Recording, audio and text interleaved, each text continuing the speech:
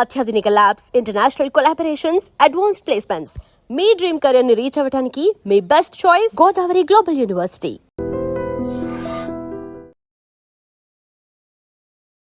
నమస్కారం. Health talks with Vijitha కార్యక్రమానికి స్వాగతం. ప్రస్తుతం మనతో పాటు ఉన్నారు gastroenterologist doctor Vimalakar Reddy గారు. ఇప్పుడు వారితో మాట్లాడి మన నిత్య జీవితంలో మనం తీసుకునే ఆహారం వల్ల మనం కొంత ఉపయోగపడుతున్నా చాలా రకాలుగా ఈ మధ్య కాలంలో ఇబ్బంది పడుతున్నాము. తిన్నది అరగక, తినాలన్నా ఆకలవ్వక, రకరకాల ఇబ్బందులు, తిన్న తర్వాత అది గ్యాస్గా మారి, అది అల్సర్గా మారి, క్యాన్సర్గా మారి, రకరకాల ఇబ్బందులకు లోనవుతున్నాము. నిజంగా ఇలాంటి సమస్యలన్నీ ఎందుకు వస్తాయి? ఇలాంటివి రాకుండా ఉండాలంటే మనం ఎటువంటి జాగ్రత్తలు తీసుకోవాలి? ఇవన్నీ కూడా ఇప్పుడు వారితో మాట్లాడి తెలుసుకునే ప్రయత్నం చేద్దాం. Hi sir. హాయ్ మా, ఎలా ఉన్నారు? బాగున్నాను. చాలా రోజుల తర్వాత ఫైనల్లీ వచ్చేసారు. ఇప్పుడు 6 to 8 months అయినట్టుంది. అవును, అడిగి అవును. I'm sorry first of all. అయ్యో పర్లేదు సార్, టైం కుదరలేదు because of my busy schedule. But happy to come to I dream. Thank you sir. It was my dream to come to I dream. Thank you sir. మేము కూడా ఎప్పుడు మీతో shoot చేస్తామని చెప్పి చాలా వెయిట్ చేస్తున్నాం. Finally ఈరోజు నేను కూడా చాలా హ్యాపీ. సార్, ముందుగా అసలు మాకు మీరు ఏదైనా సలహాలు ఇచ్చే ముందు ఫస్ట్ అసలు మీ గురించి నేను తెలుసుకోవాలనుకుంటున్నా. మామూలుగా డాక్టర్లు అనగానే చాలా హెల్తీగా ఉంటారు, వాళ్ళకి అన్నీ తెలుసు, ఏది ఎలా బ్యాలెన్స్ చేయాలి అని చెప్పి అనుకుంటాము. కానీ వాళ్ళ బిజీ షెడ్యూల్లో వాళ్ళు సరిగా టైంకి తినరు అని చెప్పి అంటుంటారు. అయినా కూడా మీరు ఇంత హెల్తీగా చాలా ఫిట్గా కనిపిస్తున్నారు. అసలు ఏం తింటున్నారు మీరు రోజు? ఫస్ట్ ఆఫ్ ఆల్ మీరు అన్న దాంట్లో డాక్టర్లకు అన్నీ తెలుసు అనేది కొంతవరకు నిజము. అందరికీ ఎవ్వరికీ అన్నీ తెలియవు, first point. And second point, నిజంగానే చాలామంది డాక్టర్లు బిజీగా ఉంటారు, మెజారిటీ ఆఫ్ ద డాక్టర్స్. లేదా కొంతమంది బిజీ లేకపోతే ఉన్న షెడ్యూల్ను ప్రాపర్గా బ్యాలెన్స్ చేసుకోలేకపోయినా మీరు అన్నట్టు చాలామంది డాక్టర్స్లో పొట్ట, బట్ట, గుట్ట అనేది చూస్తుంటాం. చాలా కామన్, చాలా కామన్. సో జస్ట్ టక్ వేసుకొని షూ వేసుకున్నంత మాత్రాన డాక్టర్లు అనుకునే డాక్టర్లు చాలామంది ఉన్నారు. ఇంకా ఆ నోషన్లో ఉంటారు చాలా మటుకు. బట్ నిజాయితీగా సైన్స్ ప్రకారం వాళ్ళకి చాలా మటుకు తెలుసు. అంటే నిజంగా ఏం తినాలి, ఏం తినకూడదు, ఏం తింటే బాగుంటాం, ఏం తింటే చెడిపోతాం అనేది తెలియక కాదు. ఒక సామెత ఉంటుంది ఊర్లో, తెలుసు కదా, ఊరందరికి ఉల్లిగడ్డ అద్దన్నా కానీ మనకద్దన్నా అన్నట్టు. సో ఏంటంటే కొన్నిసార్లు చెప్పేది పాటించకపోయే తత్వం ఉండొచ్చు, కొన్నిసార్లు తెలియకపోవచ్చు, కొన్నిసార్లు తెలిసినా చేయడానికి టైం లేకపోవచ్చు. బికాస్ ఆఫ్ దీస్ 3 reasons జరుగుతాయి. ఇంకా నాకు వచ్చేసరికి మీరు అన్నట్టుగా ఏదైనా నేను అందరికీ రిపీటెడ్గా చెప్పేది, మన ఆలోచన విధానం నుంచి వెళ్ళి, మన డైలీ చేసే పనిలో ఎఫిషియన్సీ నుంచి వెళ్ళి, మన ఓవరాల్ ఈ సొసైటీలో మన ప్లేస్ అంటే స్థానం వరకు అన్నిటినీ డిసైడ్ చేసేది మనం తినే ఆహారం. ఈ నాలుకనే లోపలికి ఏం పోతుంది, బయటికి ఏమొస్తుంది అనే ఈ రెండిటి మీదనే మన జీవితం ఆధారపడి ఉంటుంది. లోపలికి అవసరమైనంత తీసుకొని బయటికి అవసరమైనంత వస్తే ఖచ్చితంగా మనము హ్యాపీగా ఉంటాం, మన చుట్టూ ఉన్న ప్రపంచం హ్యాపీగా ఉంటుంది. సో తిండికి వచ్చేసరికి బేసికల్గా 80% కంట్రిబ్యూషన్ మన బాడీలో. చాలామంది అడుగుతారు, నేను రాగానే కూడా కావ్య మీరు అందరూ సార్ రోజు వర్కౌట్ చేస్తారు. అబద్ధం చెప్పదలుచుకోలేదు, నేనేం రోజు వర్కౌట్ చేయను. డెఫినెట్గా వారానికి 3 రోజులు చేస్తాను. బట్ రోజు అయితే పోయి గంటలు జిమ్లో ఉండను. నేను అదే చెప్పదలుచుకున్నా. మన 100%లో 80% డైట్ మాత్రం డైలీ అట్లీస్ట్ 90 to 95% కన్సిస్టెన్సీతో చేస్తాను. అంటే ఏంటి, కార్బోహైడ్రేట్ శాతాన్ని అవసరానికే తీసుకోవడం, అదే low carbohydrate or at times no carbohydrate. అంటే నో కార్బోహైడ్రేట్ అంటే కార్బోహైడ్రేట్ ఉంటుంది కానీ అది ఫైబర్ రూపంలో వస్తుంది. So low carbohydrate, high protein అంటే egg whites, chicken, fish, salmon fish, any type of fish, and paneer, soya chunks, ఇట్లాంటి ప్రోటీన్ ఎక్కువ తీసుకుంటూ ఫైబర్ కంటెంట్, ఆకుకూరలు, కూరగాయలు, fresh fruits, non sweet fruits. మళ్ళీ చెప్తున్నా, మంచిగా రోజు అరటి పళ్ళు తింటా, రోజు మంచి స్వీట్గా ఉన్న అదేంటి మామిడి పళ్ళు తింటా అంటే మళ్ళీ రెడ్ వచ్చే కథ మొదలయ్యాయి. సో ఇవి తీసుకుంటూ ఫ్యాట్స్ను కొంచెం మోతాదులో అంటే ఒక 10 to 20% కంట్రిబ్యూషన్లో తీసుకుంటే ఖచ్చితంగా హెల్త్ బాగుంటుంది. అది ఎవ్రీథింగ్ నేను చెప్తున్నా కదా. ఫిజిక్ అంటే చూడ్డానికి, మనం తినే ఆహారం చూడ్డానికి అందంగా చేస్తుందా లేదా అనేది నేను కరెక్ట్గా చెప్పలేను. కానీ ఓవరాల్గా నిన్ను చూడగానే హ్యాపీ అనిపించే స్టేజ్కి తీసుకొస్తుంది. ఎందుకంటే you will be happy because you're physically good, mentally good, కాబట్టి యూ విల్ బీ హ్యాపీ. మనం హ్యాపీగా ఉంటే డెఫినెట్గా ఎదుటోళ్ళకి హ్యాపీనెస్ ఇస్తాం, అలా డౌట్ లేదు. ఎందుకంటే మన హ్యాపీనెస్ ఎదుటోళ్ళకు ట్రాన్స్మిట్ అవుతుంది. సో ఈ కార్బోహైడ్రేట్ గురించి కొన్ని మిత్స్ ఉన్నాయి. ఏంటి అంటే, సార్ నేను అడగంగానే రొటీన్గా వచ్చే ఆన్సర్ చెప్తాను. సార్ ఒక్కటే పూట తింటా సార్.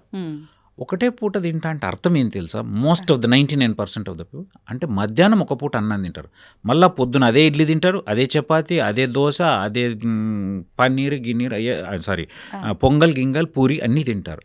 అదంతా కార్బోహైడ్రేట్. దాన్ని కన్సిడర్ చేయట్లేదు. రాత్రి చపాతీ తింటాను సార్. చాలా మంది ఆ రాత్రి చపాతీ తినేదాన్ని డైట్ చేస్తున్నాను ఫీల్ అవుతున్నారు. సో 35 ఏళ్ల వయసు దాటిన తర్వాత మన బాడీకి మనం తినే ఆహారంలో 30% అవసరం. యాక్చువల్గా మన జీవక్రియ మొత్తం, మన మెటబాలిజం మొత్తం తగ్గిపోతుంది. సో ఆ తగ్గిపోవడం వల్ల ఏమవుతుంది అని అంటే, నీకు ఎక్స్పెన్సెస్ తగ్గినప్పుడు నువ్వు ఇచ్చేదంతా జమ అవుతుంది, బ్యాంక్లో బ్యాలెన్స్గా రెడీ అవుతుంది. ఆ బ్యాలెన్స్ పొట్ట గుట్ట అన్ని రకాలుగా, ఇంక్లూడింగ్ స్కిన్ టోన్తో సహా. నువ్వు కార్బోహైడ్రేట్ తీసుకునే వాళ్ళ స్కిన్ టోన్ తెలిసిపోతుంది, టాడ్ స్కిన్ లాగా ఉండిపోతుంది. అదే మీకు మనం ప్రోటీన్ తీసుకునే వాళ్ళు, కొలాజిన్ కంటెంట్ ఎక్కువ ఉన్న వాళ్ళు తీసుకున్న ఫ్రెష్గా ఉంటుంది, రిజువనేటెడ్గా ఉంటుంది, యంగ్గా కనపడుతుంది. అండ్ థాట్స్ కూడా సేమ్ అట్లే ఉంటాయి. If you're physically good, you feel comfortable, you feel confident, you బేసికల్గా మన మీద మనకు కాన్ఫిడెన్స్, మన మీద మనకు ఒక పాజిటివ్ యాటిట్యూడ్ ఉంటే definitely you will reflect on to the society. So నేను చెప్పేది ఏంటంటే 30%, ఇప్పుడు తీసుకున్న దాంట్లో 30% మాత్రమే తీసుకోండి. కార్బోహైడ్రేట్ దయచేసి పొద్దున తినే బ్రేక్ఫాస్ట్ను కూడా మీల్గానే కన్సిడర్ చేయండి. రాత్రికి తీసుకునే కార్బోహైడ్రేట్ను కూడా మీల్గానే కన్సిడర్ చేయండి. మధ్యాహ్నం ఒక్క పూట అన్నం తిని మిగతా టిఫిన్ చేసి దాన్ని నేను డైట్ చేస్తున్నాను మోసం చేయొద్దు. మరి ఇప్పుడు ఇంకా ఈ దోశలు, ఇడ్లీలు, చపాతీలు ఇవే పండుగ పబ్బానికి, టిఫిన్ గా పండుగ తీసుకోవాలి సార్. మరి అవి స్కిప్ చేయాలి. 12 నుంచి 7 మధ్యలో. అంటే ఇప్పుడు somebody is overweight or obese, వాళ్ళ గురించి మాట్లాడదాం. ఓవర్ వెయిట్ ఉన్న వాళ్ళు మాత్రం డెఫినెట్గా they should maintain this fasting. అంటే ఆ 16 hours ఫాస్ట్ అనేది ఉండాలి. ఇంటర్మిటెంట్ ఫాస్టింగ్ అంటారు. ఈ ఇంటర్మిటెంట్ ఫాస్టింగ్ అనేది మన గ్లూకోజ్ కంట్రోల్లో చాలా బాగా హెల్ప్ చేస్తుంది. Lot of scientific research has proven. So కాబట్టి ఆ 16 hours ఫాస్ట్ ఎట్లా అంటే, ఈవినింగ్ 7కి మనం తినడం బానేసి అప్ టు 11:30-12 వరకు ఈ టైంలో వాటర్, మహా అంటే బ్లాక్ కాఫీ లేదా lemon with some salt and water, ఇట్లాంటివి మాత్రమే, లేదా గ్రీన్ టీ, ఇట్లాంటివి తీసుకుంటూ 12 to 7. 12కి స్టార్ట్ చేసేటప్పుడు first meal should be protein. యూజువల్గా మనం ఏం చేస్తాము, ఇడ్లో దోశ తినేస్తే ఇది మనీ లాంటిదండి. Money will breed money. మీకు లక్ష వస్తే ఇంకో లక్షను సంపాదించి పెడుతుంది, లక్షనే. సో అట్లాగే కార్బోహైడ్రేట్ ఒక్క ముద్ద తింటే రెండో ముద్ద తినమని చెప్తుంది. It is craving. Carbohydrate it self creates craving. మైండ్కి మీరు ఎప్పుడన్నా ఆలోచించండి, పొద్దున బ్రేక్ఫాస్ట్ చేస్తే లంచ్ ఆకలి అవుతుంది. అదే పొద్దున ఏం చేయకండి, అదే ఫస్ట్ మీల్ ప్రోటీన్ మంచిగా 7-8 pieces ఆఫ్ చికెన్ తీసుకోండి, మీకు సాయంత్రం దాకా ఏం ఆకలి కాదు. ఎందుకంటే ప్రోటీన్ డైజెషన్కి చాలా టైం పడుతుంది. కార్బోహైడ్రేట్ అనేది అలా తినగానే, ఇట్లా ఇడ్లీ అయితే ఇట్లా తినగానే అట్లా వెళ్ళిపోతుంది, మంచిగా గ్లూకోజ్ ఇచ్చి ఇమీడియట్ గ్లూకోజ్ ఇస్తుంది, కడుపు ఖాళీ అవుతుంది, మళ్ళీ తినపోతుంది. అది మైండ్ను డల్ చేస్తుంది, బాడీని డల్ చేస్తుంది, అండ్ నీకు ఎనర్జీకి ఎంత 30% కావాలి, అది కాగా మిగిలినంతా స్టోరేజ్లోకి వెళ్ళిపోతుంది. ఇప్పుడు చాలామంది మీరు అన్నట్టుగా 7 to 12 ఇది ఎవరైతే మెయింటైన్ చేస్తున్నారో 7-12 అయిపోగానే వెంటనే ఏదో ఒకటి తినేసి మనకున్న గ్యాప్ చాలా తక్కువ తినడానికి మళ్ళీ అని చెప్పి ఏది పడితే అది తినేస్తూ ఉంటారు. ఎలా తినాలి sir? So most of the times కొంతమంది ఈ ఆధ్యాత్మిక మార్గంలో ఉండే వాళ్ళు, అంటే నేను తప్పుగా అనుకోవద్దు, అండ్ ఆ వ్రతాలు స్వాములు ఏమైనా పట్టుకుంటారు, కానీ పట్టుకున్న లాభం లేకుండా అది దొరికిన టైంలో చాలా ఎక్కువ తినేస్తాం. అది చాలా చాలా తప్పు. ఆ టైంలో తినమంటుంది కూడా అవసరానికి సరిపడే తినమంటున్నాను నేను. అంతకు మించి ఇంకా దొరికిందే టైం కదా అని చెప్పి 12 నుంచి 7 దాకా ఇష్టం వచ్చింది గుద్దుతా అంటే నడిచేది అది. సో అప్పుడు కూడా ఫస్ట్ ప్రోటీన్ మీల్తో స్టార్ట్ చేసి నేను తినే చెప్తాను. 12 to 7 మధ్యలో నేను ఏం తింటాను అంటే, యూజువల్గా ఫస్ట్ 4 egg whites ఇస్తారు, తర్వాత ఏ బ్రకోలియా, లిట్యూస్ లాంటివి, లేదా కీరా, క్యారెట్ కలిపిన ఒక సలాడ్ కానీ అది తినేస్తాను. ఇంకా మరీ ఆకలి అయితే 2-3 టైంలో కొన్ని చికెన్ పీసెస్ తింటాను. మళ్ళీ సాయంత్రం కాగానే మళ్ళీ అరౌండ్ 5-6 o'clock 7 o'clock నేను ఇప్పుడు మరీ ఐఎమ్ నాట్ ఒబీస్ కాబట్టి నాకు మన తెలంగాణలో తెలుసు కదా చాయ్ అంటే పిచ్చి, కాబట్టి చాయ్ తాగుతాను. సో ఈవినింగ్ ఏం తింటానంటే వర్కౌట్ అయిపోయిన తర్వాత, ఒకవేళ వర్కౌట్ చేస్తే ఐదర్ వర్కౌట్ చేస్తా లేదా వాకింగ్ చేస్తా, కొన్నిసార్లు ఏది చేయలేము. చేసిన తర్వాత అరౌండ్ 7-7:30 మ్యాక్స్లో, ఒక్కొక్కసారి లేట్ అయిపోతే నేను 7కి వెళ్తే నాది 9 కూడా కావచ్చు. అప్పుడు నేను ఐదర్ ఏదో ప్రోటీన్ షేకో, కొంచెం వెరీ రేర్లీ అండి, మంత్లీ ఫ్యూ టైమ్స్ అండి, లేకపోతే ఇంట్లో ఉన్న చికెన్ ఫిష్ తినేస్తాను అంతే. అసలు ఇంకా రైస్ ఐటమ్ ఎక్కడ, రైస్ అనేది ఎప్పుడో ఒకసారి అండి.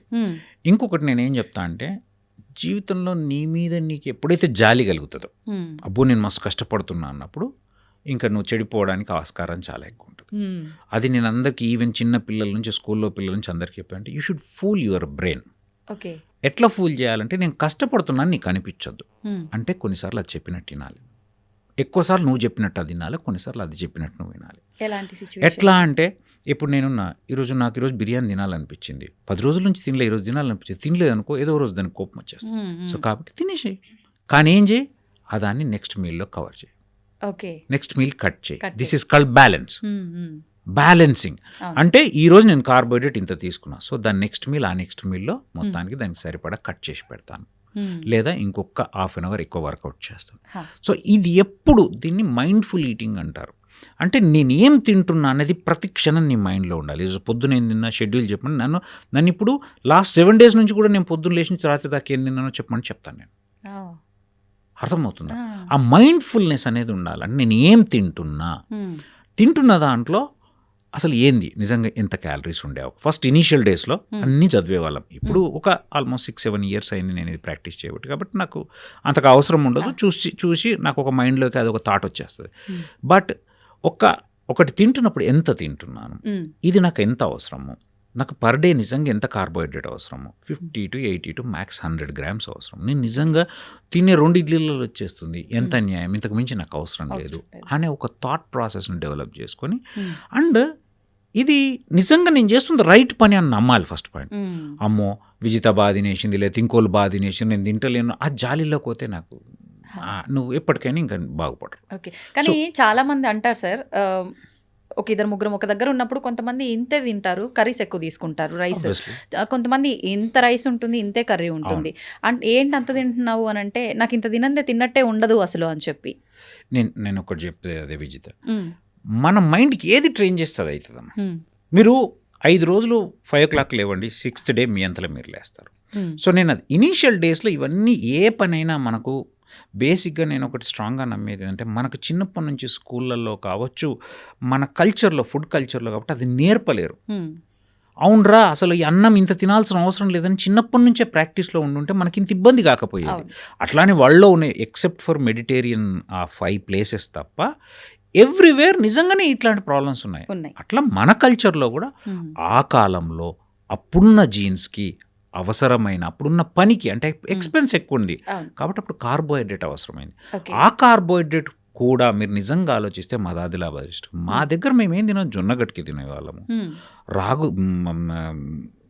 జొన్నలు తినేవాళ్ళం, జొన్నగట్క మక్క గట్క తినేవాళ్ళం, కొర్రలు తినేవాళ్ళు. అర్థమవుతుందా? సో అన్నం ఎప్పుడో ఒకసారి పండగకు పబ్బంకి తినేవాళ్ళు, అంత జొన్న రొట్టెలు లేని కాలంలో నేను 10th class దాకా ఎన్నోసార్లు మక్క రొట్టెలు కూడా తిన్నాను. మేము పొద్దున్న లేవగానే జొన్న గట్టుకు తిన్నాం. అండ్ దానికి మించి ఎంతో పని ఉండేది. ఇప్పుడు అంత పని లేదు, మనం తినేది pure white polished pure rice. అవునా కదా? సో నువ్వు మంచిది ఎక్కువ కార్బోహైడ్రేట్ నువ్వు ఇచ్చి తక్కువ పని చేస్తున్నావు. అండ్ మన జీన్స్ ఎప్పుడైనా కానీ ఎన్విరాన్మెంట్ని బట్టి మ్యుటేషన్స్ చెందుతూనే ఉంటాయి.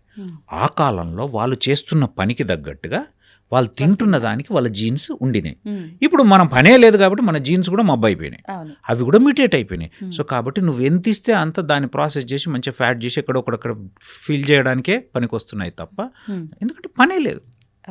సో కాబట్టి కాలం మారుతున్న కొద్దీ, మన పనిచేసే విధానం మారుతున్న కొద్దీ, మన జన్యుల్లో వస్తున్న మార్పుల కొద్దీ మనం ఇప్పుడు మన తిండిలో మార్పు తెచ్చుకోవడం కంపల్సరీ. ఆ కంపల్సరీలో ఏంటి అని అంటే, నేను వాడు తింటున్నాడుగా నేను తినడం కాదు, నేను తినొద్దు నాకు అవసరం లేదు అంటే నిన్ను చూసి ఇంకోళ్ళు నేర్చుకో, నాకెంత అవసరమో నేను అంతే తింటా, వాంతో నాకేం పని, అంతే. అదొకటి ఏంటంటే నేను చేస్తుంది మంచి పని అని నమ్మాలి. అండ్ అప్పుడప్పుడు నిజంగా క్రేవింగ్ వస్తుంది ఏదో ఒకటి, అరే స్వీట్ చూస్తే ఎవరికైనా తినవద్దు, తినేసేయి. నేనేమంటే తిను, నెక్స్ట్ బ్యాలెన్స్ చేయాలి ఖచ్చితంగా. సరే, ఇప్పుడు ఇందాక మీరు ఒక మాట అన్నారు, అప్పటి కాలంలో వాళ్ళకు ఆ తిండికి తగ్గట్టుగా పని ఉండేదని.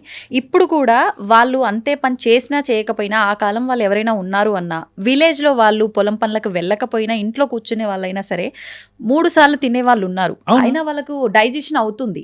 మనం ఒక్కసారి తిన్నా కూడా డైజెషన్ అవ్వట్లేదు. నాకు అరగలేదే అని అంటే, ఎందుకు అరగదు నీకు, వయసులో ఉన్న పిల్లవు, మాకు అరుగుతుంది కదా, రాళ్ళైనా అరిగించుకోవాలంటారు, నీకెందుకు అరగట్లేదు అని చెప్పి తిడుతూ ఉంటారు. ఎక్కడ వస్తుందంటారు? అదే జెనెటిక్ మేకప్. వాళ్ళ జీన్స్ వాళ్ళు ఒక వయసులో ఉన్నప్పుడు ఒక 35 to 35 ఇయర్స్ అంతో కష్టపడి వాళ్ళ అప్పుడున్న కాలమాన పరిస్థితుల ప్రకారం, వాళ్ళ పని ప్రకారం వాళ్ళ జెనెటిక్ మేకప్ అట్లుంది. అర్థమవుతుందా? సో కాబట్టి ఇప్పటికీ కొంచెం పని తక్కువైనా కానీ జీర్ణించుకోగలుగుతున్నారు. మన ఎప్పుడు ఫస్ట్ నుంచి ఎక్స్పోజరే లేదు దానికి. సో మన జీన్సే మబ్బు జీన్స్, ఎఫెక్ట్ అక్కడే పడింది. అంతే కదా మరి. It's genetic makeup. ఇప్పుడు చాలా మంది అంటారు, ఇప్పుడు ఒక చిన్న విషయం చెప్తా. ఇప్పుడు ఒక ప్యాంక్రెటైటిస్ ఉంటుంది. ప్యాంక్రెటైటిస్ ఆల్కహాల్ తీసుకోవడం వల్ల వస్తుంది. 1000 మంది తీసుకుంటే నిజంగా ఎంతమందికి వస్తుంది? 5గురికి వస్తుంది. ఇప్పుడు ఈ 5గురు పాపం నా దోస్తుగాడు బాటిల్ తాగుతాడు సార్, నేను గింత మూతేడు తాగినా, అది నీ కర్మ, అది నీ జెనెటిక్ మేకప్. సో అట్లా ప్రతిదానికి నీ జీన్స్ అనేవి మ్యాటర్ అవుతాయి. సో ఎస్పెషల్లీ ఈ ఫుడ్ అండ్ బాడీ బిల్ట్ అనేది పేరెంట్స్ నుంచి వచ్చింది, ఎన్వైరన్మెంట్తో నువ్విస్తున్నా అంటే. ఎన్వైరన్మెంట్ అంటే ఏంటంటే ఎక్కడున్నావు, ఎంత పని చేసినావు, ఎంత టెంపరేచర్లో ఉన్నావు, ఎట్లా ఎంత మానసిక పరిస్థితుల్లో ఉన్నావు, వీటి బట్టి ఎప్పుడు మ్యూటేట్ అవుతూనే ఉంటాయి. సో ఆ పరిస్థితుల్లో ఉన్న వాళ్ళకి అట్లా జీర్ణం కావడం అవుతుంది. మనం ఎప్పుడూ అట్లాంటి పరిస్థితులకు ఎక్స్పోజ్ కాలేదు కాబట్టి నడుస్తుంది. ఓకే, ఇప్పుడు మీరు చెప్పిన ఈ ఫుడ్ డైట్ కానీ బ్యాలెన్సింగ్ కానీ ఇదంతా వయసును బట్టి పాటించాలా? చిన్నపిల్లల్లో కూడా చాలా మంది ఇప్పుడు నేను డైట్ చేస్తున్నా అంటే నా పిల్లల్ని కూడా నేనేం తింటున్నానో అదే పెట్టాల్సి వస్తుంది. చైల్డ్హుడ్ ఒబెసిటీ, ఎక్సలెంట్ క్వశ్చన్ ఇది. ఎందుకంటే చైల్డ్హుడ్ ఒబెసిటీ అనేది చాలా ఎక్కువైపోతుంది. మనం ఇంతకుముందు ప్రపంచంలో మన దేశం భారతదేశము డయాబెటీస్ క్యాపిటల్ అయింది కదా, ఇప్పుడు ఒబెసిటీకి కూడా క్యాపిటల్ అయిపోతుంది. ఎందుకు అని అంటే చైల్డ్హుడ్ ఒబెసిటీ పెరుగుతుంది. చైల్డ్హుడ్ ఒబెసిటీ అదే మళ్ళీ చెప్పుకొస్తున్నా, మనము తల్లిదండ్రి ఇంకోటి గుర్తుపెట్టుకోండి, ఫుడ్ అనేది కల్చర్. మీరు బాగా గమనించండి, ఇప్పటికీ మీ అమ్మ వండిందే మీకు నచ్చుతుంది, మీ అత్త వండిన దానికంటే. చెప్తున్నా, ఎందుకంటే కల్చర్. మనం దేనికైతే అలవాటు పడ్డామో మన జీవ చాపల్యం అంటుంది, సో దానికి మాత్రమే రెస్పాండ్ అవుతుంది. సో చిన్నప్పటి నుంచి మీరేం తింటున్నారో, మీరేం తిన్నారు, మీ పేరెంట్స్ ఏం తిన్నారో మీరు తిన్నారు. సో మీరేం తింటున్నారో మీ పిల్లలు అది తింటారు. కాబట్టి మీరు అండ్ ఇంకోటి, ఇప్పుడు మనం కొంతవరకు ఒక పల్లెటూరు బ్యాక్గ్రౌండ్ నుంచి సడన్గా రీజనబ్లీ గుడ్ అఫోర్డబుల్ స్టేజ్కి రాగానే ఈ comfortable food, pizza, burger, stored, junk అన్నిటికీ మనం ఎప్పుడు, ఎందుకంటే మనం చిన్నప్పటి నుంచి ఎంజాయ్ చేయలేదు అనే ఉద్దేశంతో మనం తెచ్చుకుంటాం. అన్నీ నాన్ వెజ్లు అన్నీ వాటితో పాటు రైస్ అని పెట్టి, సో అది పిల్లలకు అలవాటైంది. అలవాటు కావడం వల్ల నిజంగానే ఆ 14 ఏళ్ళ లోపు కూడా ఒబెసిటీ అనేది పెరిగిపోతుంది. అందుకే నేనేమంటే ఆ కల్చర్ను డెవలప్ చేయాలా. ఇప్పుడు మీరేం తింటున్నారో అది వాళ్ళకి ఇప్పటి నుంచి అలవాటు చేయడంలో తప్పు లేదు. కాకపోతే ఒకటి ఏంటంటే ఎక్స్పెన్సెస్ వాళ్ళకి ఎక్కువ ఉంటాయి. ఎందుకంటే గ్రోత్కి కావాల్సింది, వాళ్ళ గ్రోత్కి ఎక్కువ అవసరం పడుతుంది. వాళ్ళకి 100% అవసరమైతే మీకు 30% అవసరం అవుతుంది. కాబట్టి 100% సరిపోయేంత బ్యాలెన్స్డ్ డైట్ ఇవ్వండి. ఓకే, అంటే అక్కడ క్వాంటిటీ పెంచాల్సి ఉంటుందా సార్? మనం క్వాంటిటీని పెంచండి అంతే. అంటే ఇప్పుడు ప్రోటీన్ వానికి ఇంకొక 10-15 గ్రామ్స్ ఎక్కువ ఇవ్వండి. అంటే మనం 1 gram per KG body weight తింటాం కదా, 1.5 ఇవ్వండి. అర్థమవుతుందా? లేదు 1 ఇచ్చిన కార్బోహైడ్రేట్స్లో కొంచెం మనం ఎంత 20-30% తీసుకున్నాం, మనం 100 గ్రామ్స్ తీసుకుంటే ఆయనకు 200 గ్రామ్స్ ఇవ్వండి, 200 గ్రామ్స్ ఇవ్వండి. ఫ్యాట్ ఇంకొక 10% పెంచండి. అంతే తప్ప మళ్ళీ మొత్తం అంతా రైస్ పెట్టి ఉత్త సాంబార్ పోసేసి తిండి పెట్టమని చెప్పట్లేదు. చికెన్ ముక్కలు, ఇప్పుడు నేను చాలా మంది పిల్లలు చూస్తాను, చికెన్ వాడు ముక్కలు తినడు, ఉత్త సూప్ వేసుకొని ఇంత అన్నం వేసుకొని తింటారు. ఎన్నిసార్లు చెప్పినా ఎంత చెప్పినా ఏంటంటే, సో దానివల్ల లాభమే లేదు. చికెన్ తిన్నా అంటే చికెన్ తినాలి కదా, నువ్వు చికెన్ తినకుండా రైస్ తినడంలో లాభం లేదు. సో మనం పెట్టమన్నాం కదా అని మనం ఇంత అన్నం తిని వాడికి ఇంత అన్నం పెట్టమంటలేదు నేను. మనం 4 ముక్కలు తింటే వాడికి 6 ముక్కలు పెట్టమంటారు. అంటే కర్రీ క్వాంటిటీ పెంచాలి. Very good. అండ్ ఇంకోటి especially fresh vegetables, non sweet fruits, mixed diet, అన్ని రకాల డైట్స్కి ఎక్స్పోజ్ చేయడం. చిన్నపిల్లల్లో బేసిక్గా అవాయిడ్ చేయాల్సిందంటే అన్ని రకాల ఫుడ్స్కి ఎక్స్పోజ్ చేయడము, ఫ్రెష్ వెజిటేబుల్స్ అండ్ ఫ్రూట్స్కి అలవాటు చేయడము, జంక్ ఫుడ్కి దూరంగా ఉంచడం. Anything if you are opening a packet that is dangerous, గుర్తుపెట్టుకోండి. ఏదైనా కానీ బిస్కెట్ ప్యాకెట్ కానీ, నూడిల్ ప్యాకెట్ కానీ, చిప్స్ ప్యాకెట్ కానీ, కారబూంది ప్యాకెట్ కానీ, ఏ ప్యాకెట్ అన్నా మీరు ఇప్పుతున్నారంటే దరిద్రమే. ఎందుకంటే దాన్ని ఎంతో ప్రాసెస్ చేసి దాంట్లో ఎన్నో కెమికల్స్ కలిపి స్టోరేజ్కి పాడు కాకుండా ఉండడానికి, దాని లాంగివిటీని పెంచడానికి కెమికల్స్ని కలిపి అందులో పెట్టడం జరుగుతుంది. అందులో ఉండే అండ్ ఇంకోటి ఏంటంటే ఒక సింపుల్ ప్రతిదాన్ని ఎక్కువ కాలం స్టోర్ చేయాలంటే ఊర్లో మనం ఊరగాయ పెడితే ఏం చేస్తాం, చాలా సాల్ట్ వేస్తాం. సో సాల్ట్ వేయకుండా అది స్టోరేజ్ చేయడం వీలే కాదు దేన్ని కూడా. సో అందుకే అవి చాలా టేస్టీగా ఉంటాయి. ప్రతిదీ స్టోర్డ్ ఫుడ్ ఏదైతే ఉందో ప్రాసెస్డ్ ఫుడ్ చాలా టేస్టీగా ఉంటుంది. అందులో చాలా కెమికల్స్ కలపడమే కాక సాల్ట్ కలపడం కాకుండా దాన్ని టేస్టీగా చేయడానికి కొన్ని టేస్ట్నర్స్ ఉంటాయి, వాటిని యాడ్ చేస్తాం. అవన్నీ కార్సినోజెనిక్, అవన్నీ ఏదో ఒక రోజు క్యాన్సర్ చేస్తాయి, అవన్నీ ఒబెసిటీని పెంచుతాయి. అంతెందుకండి, ఏ క్యాన్సర్ను డైరెక్ట్ కాజ్ చేయాల్సిన అవసరం లేదు. Obesity is mother of all diseases. ఈ స్టేట్మెంట్ మీరు చాలా ప్రాపగేట్ చేయాలి. మీడియాకు కూడా నేను రిపీటెడ్గా చెప్తాను. ఎందుకంటే obesity is mother of all diseases. తల్లి లాంటి ఆ రోగం అదొక్కటి ఉంటే జర అన్ని రోగాలు వచ్చింటాయి. పైన మైగ్రేన్ నుంచెళ్ళి, స్ట్రోక్ నుంచెళ్ళి, హార్ట్ ప్రాబ్లం నుంచి, diabetes, hyper tension, hyper lipidaemia అంటే లిపిడ్ ప్రొఫైల్ ఆల్టర్ అయిపోవడం నుంచి, లివర్ పాడు కావడం నుంచి, కాన్స్టిపేషన్ నుంచి, జాయింట్ పెయిన్స్ నుంచి, ఇన్ఫర్టిలిటీ, పీసీఓడి వచ్చి ఇన్ఫర్టిలిటీ వచ్చేంత వరకు, ప్రతి వ్యాధికి, క్యాన్సర్ వరకు ఒబెసిటీ కారణం. మీకు అర్థమవుతుందో లేదు. ఒక వింత పాయింట్ చెప్తాను. ఇంతకుముందు మీకు లివర్ దేనివల్ల పాడవుతుందని తెలుసు కదా? ఇప్పుడు అంతకు మించి ఫ్యాటీ లివర్ వల్ల పాడేది. ఫ్యాటీ లివర్ అంటే ఏంది? బాడీలో ఫ్యాట్ పెరుగుతుంది, లివర్లో చేరుతుంది. లివర్లో చేరి 1,00,000 హెపటోసైట్స్ అంటే లివర్ కణాలు ఉండాల్సిన ప్లేస్లో అందులో మధ్యలో ఫ్యాటే చేరిపోయి వాటి పర్సంటేజ్ నీకు 30,000కో 40,000కో పడిపోయినప్పుడు పనిచేసే కణాలు తగ్గిపోయి ఫ్యాట్ పెరిగిపోతుంది.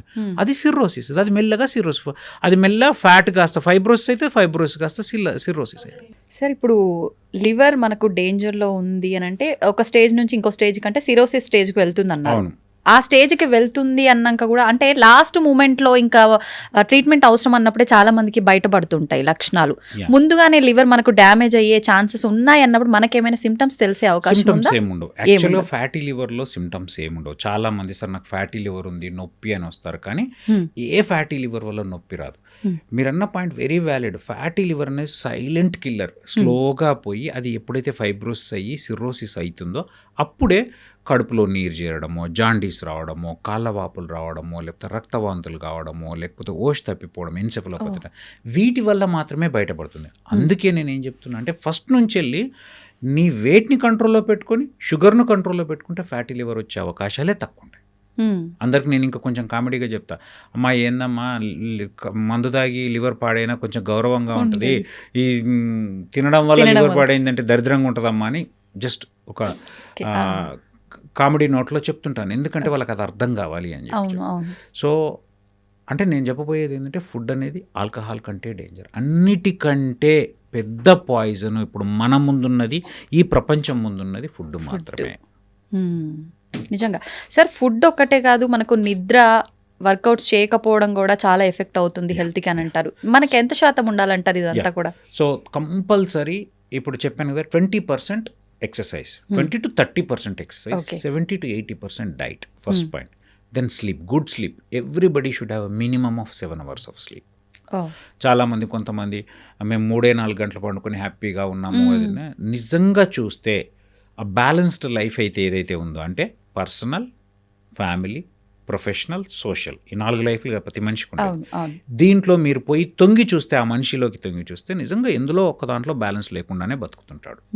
సో వాళ్ళని చూసి మనం మోసం. ఎంతోమంది డాక్టర్లు కూడా పెద్ద గొప్ప గొప్ప డాక్టర్లు, మేము 3 గంటలే పడుకుంటాము, రాత్రి 12 నుంచి 2 వరకు రీసెర్చ్ చేసుకుంటాము, బట్ స్టిల్ పోయి చూస్తే they are not living happy life. అది ప్రూవ్ అవుతుంది. సో మంచి ఆరోగ్యం ఉండాలి అని అంటే, మంచి బ్యాలెన్స్ లైఫ్ ఉండాలంటే మినిమమ్ ఆఫ్ 7 hours. 8 hours అనేది కొంచెం ఎక్కువ, 7 hours, 6 to 7 hours అయితే కంపల్సరీ ఉండాలి. దట్ టు సౌండ్ స్లీప్ అండి. ఊరికే పడుకొని ఏదో టెన్షన్ పడుతూ మధ్యలో 10 సార్లు లేస్తూ, ఇది దాన్ని కూడా స్లీప్ అన్న సౌండ్ స్లీప్. సౌండ్ స్లీప్ ఉండాలి అని అంటే కొంచెం శారీరక శ్రమ ఉండాలా. ఫస్ట్ ఆఫ్ ఆల్ ఆత్మ సంతృప్తి ఉండాలా, శారీరక శ్రమ ఉండాలా, రీజనబ్లీ గుడ్ ఫుడ్ ఉండాలా, అండ్ మధ్యాహ్నం నాప్స్ అవన్నీ అవాయిడ్ చేయాలి. అప్పుడు ఖచ్చితంగా గుడ్ స్లీప్ ఉంటుంది. So sleep contributes stress free life contributes, good diet contributes, good exercise. Okay, ఇవి ఉంటే ఇంతకు మించి ఈ 4 ఉండి నేచర్ మంచి రిలేషన్స్ ఉంటే, మొన్ననే ఒక రీసెర్చ్ జరిగింది చెప్పాలి. ఆ రీసెర్చ్లో ఒక మనిషి లాంగివిటీని పెంచేవి ఏంటి అన్నప్పుడు అందులో ప్రూవ్ అయినాయి చెప్తున్నాను. First good protein diet, okay, body bearing weight bearing exercises, minimum of weight bearing exercises, and third good human relations. ఇవి చాలా తక్కువైపోయాయి ఈ మధ్య కాలంలో. And apart from that good sleep అదంతా వస్తుంది. ఇవన్నీ ఉన్న ఈ 3 ఉంటే నీకు గుడ్ స్లీప్ ఆటోమేటిక్గా వస్తుంది. అర్థమవుతుందా? సో ఈ 3 మూడోది చాలా చాలా ఇంపార్టెంట్. గుడ్ హ్యూమన్ రిలేషన్స్, దానికి ఒకే ఒక మార్గం పాజిటివిజం. ప్రతి మనిషిలో బిజితాలు ఏదో తప్పు ఉంటుంది, విమలాకర్లు ఏదో తప్పు ఉంటుంది, ఇంకోరు ఏదో తప్పులు ఒప్పులు లేదా లెక్కలు పెట్టుకుంటూ పోతే ఎవ్వరు నీకు నేను ఎప్పుడు అందరికి ఒక నిన్ను నువ్వే క్షమించుకోగలిగింది. మనం ఎన్నో తప్పులు చేసి మనం క్షమించుకొని ఇంత ప్రేమించుకున్నాం. మరి ఆపోజిట్ అని ప్రేమించకపోయినా అట్లీస్ట్ హేట్ చేయకు. What I mean. సో అది ఈ గుడ్ హ్యూమన్ రిలేషన్స్ ఉంటే ఇంకా నీకు ప్రపంచంలో 99% ఆస్తి ఉన్నట్టేనండి. అంతకు మించి. ఓకే, అయితే ఇప్పుడు మీరు అన్నట్టుగా 7 hours స్లీప్ ఓకే, కానీ చాలామంది లేట్ నైట్ పడుకొని అది 7 hours అవ్వాలి కదా అని చెప్పి లేట్గా లేవటం, బ్యాలెన్స్ చేసి అది 7 hours అయిన తర్వాత లేవటం ఇలా చేస్తుంటారు. అది కరెక్టేనా? అసలు పడుకోవాల్సింది ఏ టైంకి లేవాల్సి ఉంటుంది? సర్కేడియన్ రిథమ్ అనేది ఎప్పుడైనా కానీ మనకు ఆ నైట్గా చూడడం. ఇప్పుడు మీరు ఇంకో మాట చెప్తా, ఎప్పుడైనా పడుకున్నప్పుడు 3 types ఆఫ్ సిచ్యువేషన్స్ అబ్జర్వ్ చేయండి. ఒకటి, అన్ని లైట్స్ ఆన్ చేసి పడుకోండి. ఒక్క బెడ్ లైట్ ఆన్ చేసి పడుకోండి. ఈవెన్ ఆ బెడ్ లైట్ కూడా బంద్ చేసి పడుకోండి. మూడిట్లో ఎంతో డిఫరెన్స్ ఉంటుంది. అవును. That darkness, that calmness matters. ఇప్పుడు మీరు 12 గంటలకు పడుకొని పొద్దున్న 7కి లేస్తా అంటే 5 to 7 సౌండ్ ఉంటుంది. లేదు 2కు పడుకొని నేను 9కి లేస్తా అంటే ఆ 5 to 9 సౌండ్ ఉంటుంది, డిస్టర్బెన్స్ ఉంటుంది. తలుపు తీస్తాడు ఎవడో, లైట్లు వేస్తారు, తెలియకుండానే లైట్ వచ్చేస్తుంటుంది through windows and all. So I don't think that is a sound sleep. ఇప్పుడు ఇంకా మనకు పట్టణాల్లో అయితే ఉల్లిగడ్డలని అవని ఇవని లొల్లులు ఏదో ఒకటి ఉంటుంది. సో కాబట్టి ఖచ్చితంగా సర్కాడియన్ రిథమ్ దెబ్బతింటుంది.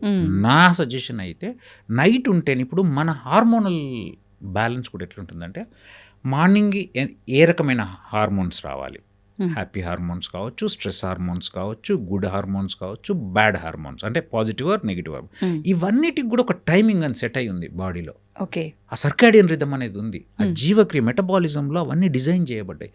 నువ్వు దాన్ని జస్ట్ స్లీప్ మారిస్తే అన్ని మారిపోవు. అర్థమవుతుందా? ఆ 4 గంటలకు రావాల్సి 4 గంటలకే వస్తుంది. అర్థమవుతుందా? నువ్వు 10కి పండుకుంటాను అది వెయిట్ చేయదు కదా. So that is human body is built like that. So దాన్ని గౌరవించడం, నేచర్ను గౌరవించడం మనం నేర్చుకోవాలి. మన ఒక్కరి కోసం నేచర్ మారిపోదండి. ఓకే, అయితే ఇప్పుడు ఫుడ్ విషయానికి వస్తే మనం ఇందాక చాలా మాట్లాడాం. బట్ ఇంకొకటి, ప్రతి ఒక్కరు కూడా ఉదయం లేచిన దగ్గర నుంచి ఎంత ఫ్రెష్ ఫుడ్ తీసుకోవాలని చెప్పినా కూడా నైట్ మనం ఫ్రెష్గా తీసుకొచ్చామా దాన్ని ఫ్రిడ్జ్లో పడేస్తాం. పొద్దున ఫ్రిడ్జ్లోంచి తీసి వండుకుంటాము. పాల ప్యాకెట్లు పొద్దున్న లేస్తే అందులో పడేస్తాము, 2-3 రోజులకి సరిపోని తెచ్చి తీస్తాము, కాఫీలని, టీలని.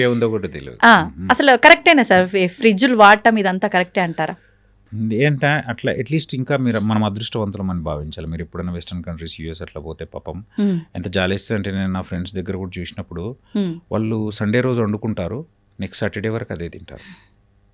I have seen. ఓకే, నా క్లోజ్ ఫ్రెండ్స్, మంచి ఫ్రెండ్స్ ఇటుకైనా వాళ్ళకి అఫోర్డబిలిటీ లేక కాదండి, టైం ఉండక.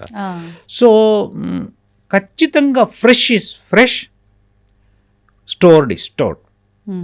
100%. టేస్ట్ మారడం గురించి కూడా అంటలే, ఈవెన్ అందులో ఉన్న బ్యాక్టీరియా, అందులో ఉన్న అన్నీ మారుతాయి. ఖచ్చితంగా హజార్డసే, కానీ అది ఎంత హజార్డస్ అనేది చెప్పలేం. అట్లీస్ట్ ఫ్రీజ్ చేయడం వల్ల, అంటే ఫ్రీజ్ చేయడం వల్ల టెంపరేచర్ను తగ్గించడం వల్ల పాడు కాకుండా ఉంటుంది అంతే. దానివల్ల టేస్ట్ మారుతుంది, దానివల్ల దాని నుంచి మనకు రావాల్సిన బెనిఫిట్స్ శాతం కూడా తగ్గిపోతుంది. అండ్ ఇంకోటి, స్టోర్ చేయడానికి నువ్వు సాల్ట్ ఎక్కువ వేయాల్సి ఉంటుంది డెఫినెట్గా, మీరు ఎప్పుడన్నా. సో కాబట్టి దానివల్ల మళ్ళీ దాన్ని తీసి హీట్ చేస్తాం, అది ఇంకా డేంజర్. బయటికి తీసి చాలాసార్లు టైం లేక, యూజువల్ ఎప్పుడైనా ఏసీ నుంచి బయటకు వెళ్ళేటప్పుడు ఇమ్మీడియట్గా వెంటింగ్ ఉండదు. మీరు మధ్యలో ఏం చేస్తారంటే కొంచెం సెమీ కూల్ ప్లేస్ని పెడతారు. దట్ ఈస్ ద వే ఏదైనా లైఫ్లో అంతే. సో మీరు తీసి ఇమ్మీడియట్గా గిన్నెలు వేసేసి మళ్ళీ వేడి చేయడం వల్ల జస్ట్ యువర్ హీటింగ్ ఇట్, అంటే యూఆర్ ఇంక్రీజింగ్ ద టెంపరేచర్ తప్ప దాంట్లో ఉన్న మీరు వేడి చేయడం వల్ల దాని చెడు మంచిగా అయిపోదు, టేస్ట్ కూడా మారదండి. ఓకే. ఇప్పుడు ఫుడ్ ఎలా తీసుకోవాలి, ఏంటి, ఏం బ్యాలెన్స్ చేయాలి, ప్రతిదీ క్యాలిక్యులేషన్ చేసుకొని తినడం నా వల్ల కాదు. కానీ నేను ఆరోగ్యంగా ఉండాలి అని అంటే ఇప్పుడు మీరు చెప్పినట్టుగా ప్రతిదీ కూడా లైఫ్లో అంటే నిత్య జీవితంలో ఒక పార్ట్ ఆఫ్ ఫుడ్ తీసుకుంటే సరిపోతుందంటారా? ఇంకొకటి గట్ హెల్త్ అంటుంటారు. ఈ గట్ హెల్త్ ఆరోగ్యంగా ఉండేలా చూసుకుంటే ఏ రోగం రాదు నీకు అని అంటుంటారు. ఆ గట్ హెల్త్ అంటే ఏంటి, అసలు అది ఆరోగ్యంగా ఉండాలంటే ఏం చేయాలి? సో ఇప్పుడు అదే చెప్తున్నా, మీరు ఫస్ట్ క్వశ్చన్ నేను ఆన్సర్ చెప్తా. ఎవరైనా గీతలు గీసుకొని ఇట్లనే ఉండంటే నచ్చదండి. నేను అదే చెప్తున్నా, నీ మీద నీకు జాలి వేస్తుంది, జాలి వేసిన రోజు స్పాయిల్ అయిపోతావు. సో అట్లా అంత స్ట్రిక్ట్ పెట్టుకోండి. ఒకటి స్టార్ట్ చేయండి. ఎట్లా? ఇప్పుడు ఫస్ట్ నైట్ మీల్ని ఒక జువార్ రోటీకి మార్చడం నేర్చుకోండి. ఓకే. తర్వాత 12 to 7 ఇంటర్మీడియట్ ఫాస్టింగ్కి వెళ్ళండి. తర్వాత కార్బోహైడ్రేట్ కట్ చేసి ఆ జువార్ రొటీని మధ్యాహ్నంకి తెచ్చి మధ్యాహ్నం రైస్ను బంద్ చేయండి. ఇది స్లో ప్రాసెస్లో ఒక 6 months to 1 yearలో జరగాలి. నీకే తెలియకుండా నీ బ్రెయిన్ ఫుల్ అయిపోతుంది, సెట్ అయిపోతుంది. ఎక్సర్సైజ్కి వచ్చేసరికి ఫస్ట్ జస్ట్ వాక్ స్టార్ట్ చేయండి. 5,000 steps, దెన్ 10,000 steps. వాక్ అయిపోయిన తర్వాత ఈ వాక్ చేస్తూ ఈ కొంచెం కార్బోహైడ్రేట్ తగ్గించడం వల్ల కొంచెం షేప్లో తేడా వస్తుంది. ఇప్పుడు ప్రతి ఒక్క విమల్ బాగా అవుతున్నారా, స్టైల్గా ఉన్నారా, ఇంకోటి అన్నారు అన్నప్పుడు మీకు తెలియకుండానే ఒక మోరల్ ఎంకరేజ్మెంట్ వస్తుంది. సో ఆ ఎంకరేజ్మెంట్ నిన్ను దానంతలదే ముందుకు వస్తుంది. నా మాట వినండి, నేను చెప్తున్నా కదా, 100% నిన్ను అద్దన్నయ్యే వద్దులేరా ఎందుకు వచ్చిన ఇప్పుడు ఇది తింటే నేను మళ్ళీ రేపు ఖాళీ ఉండాలి అవసరమా అనే ఫీలింగ్లోకి వెళ్ళిపోతారు. అప్పుడు మెల్లగా ఇంట్లో ఉండే పరిస్థితులు, ఈవెన్ చాలామంది వర్కౌట్స్ గురించి కూడా ఆవేశంగా జిమ్కి గట్టి, స్విమ్మింగ్ పూల్కి గట్టి అవన్నీ పనిచేయండి. First start with walk and push-ups. Just push-ups first 2 కొట్టండి, 10 కొట్టండి, 20 కొట్టండి, 30 కొట్టండి. కొంచెం షేప్ వస్తుంటుంది. కొంచెం జంపింగ్ జాక్స్ చేయడం, కొద్దిగా ఏదో చిన్న చితక చేతులు కాళ్ళు ఊపడము, ఇవి చేస్తూ డైట్ చేస్తే ఒక 6 monthsలో మీలో తెలియకుండా మీలో మార్పు వస్తుంది. మీకు తెలియకుండా మీలో మార్పు వస్తుంది.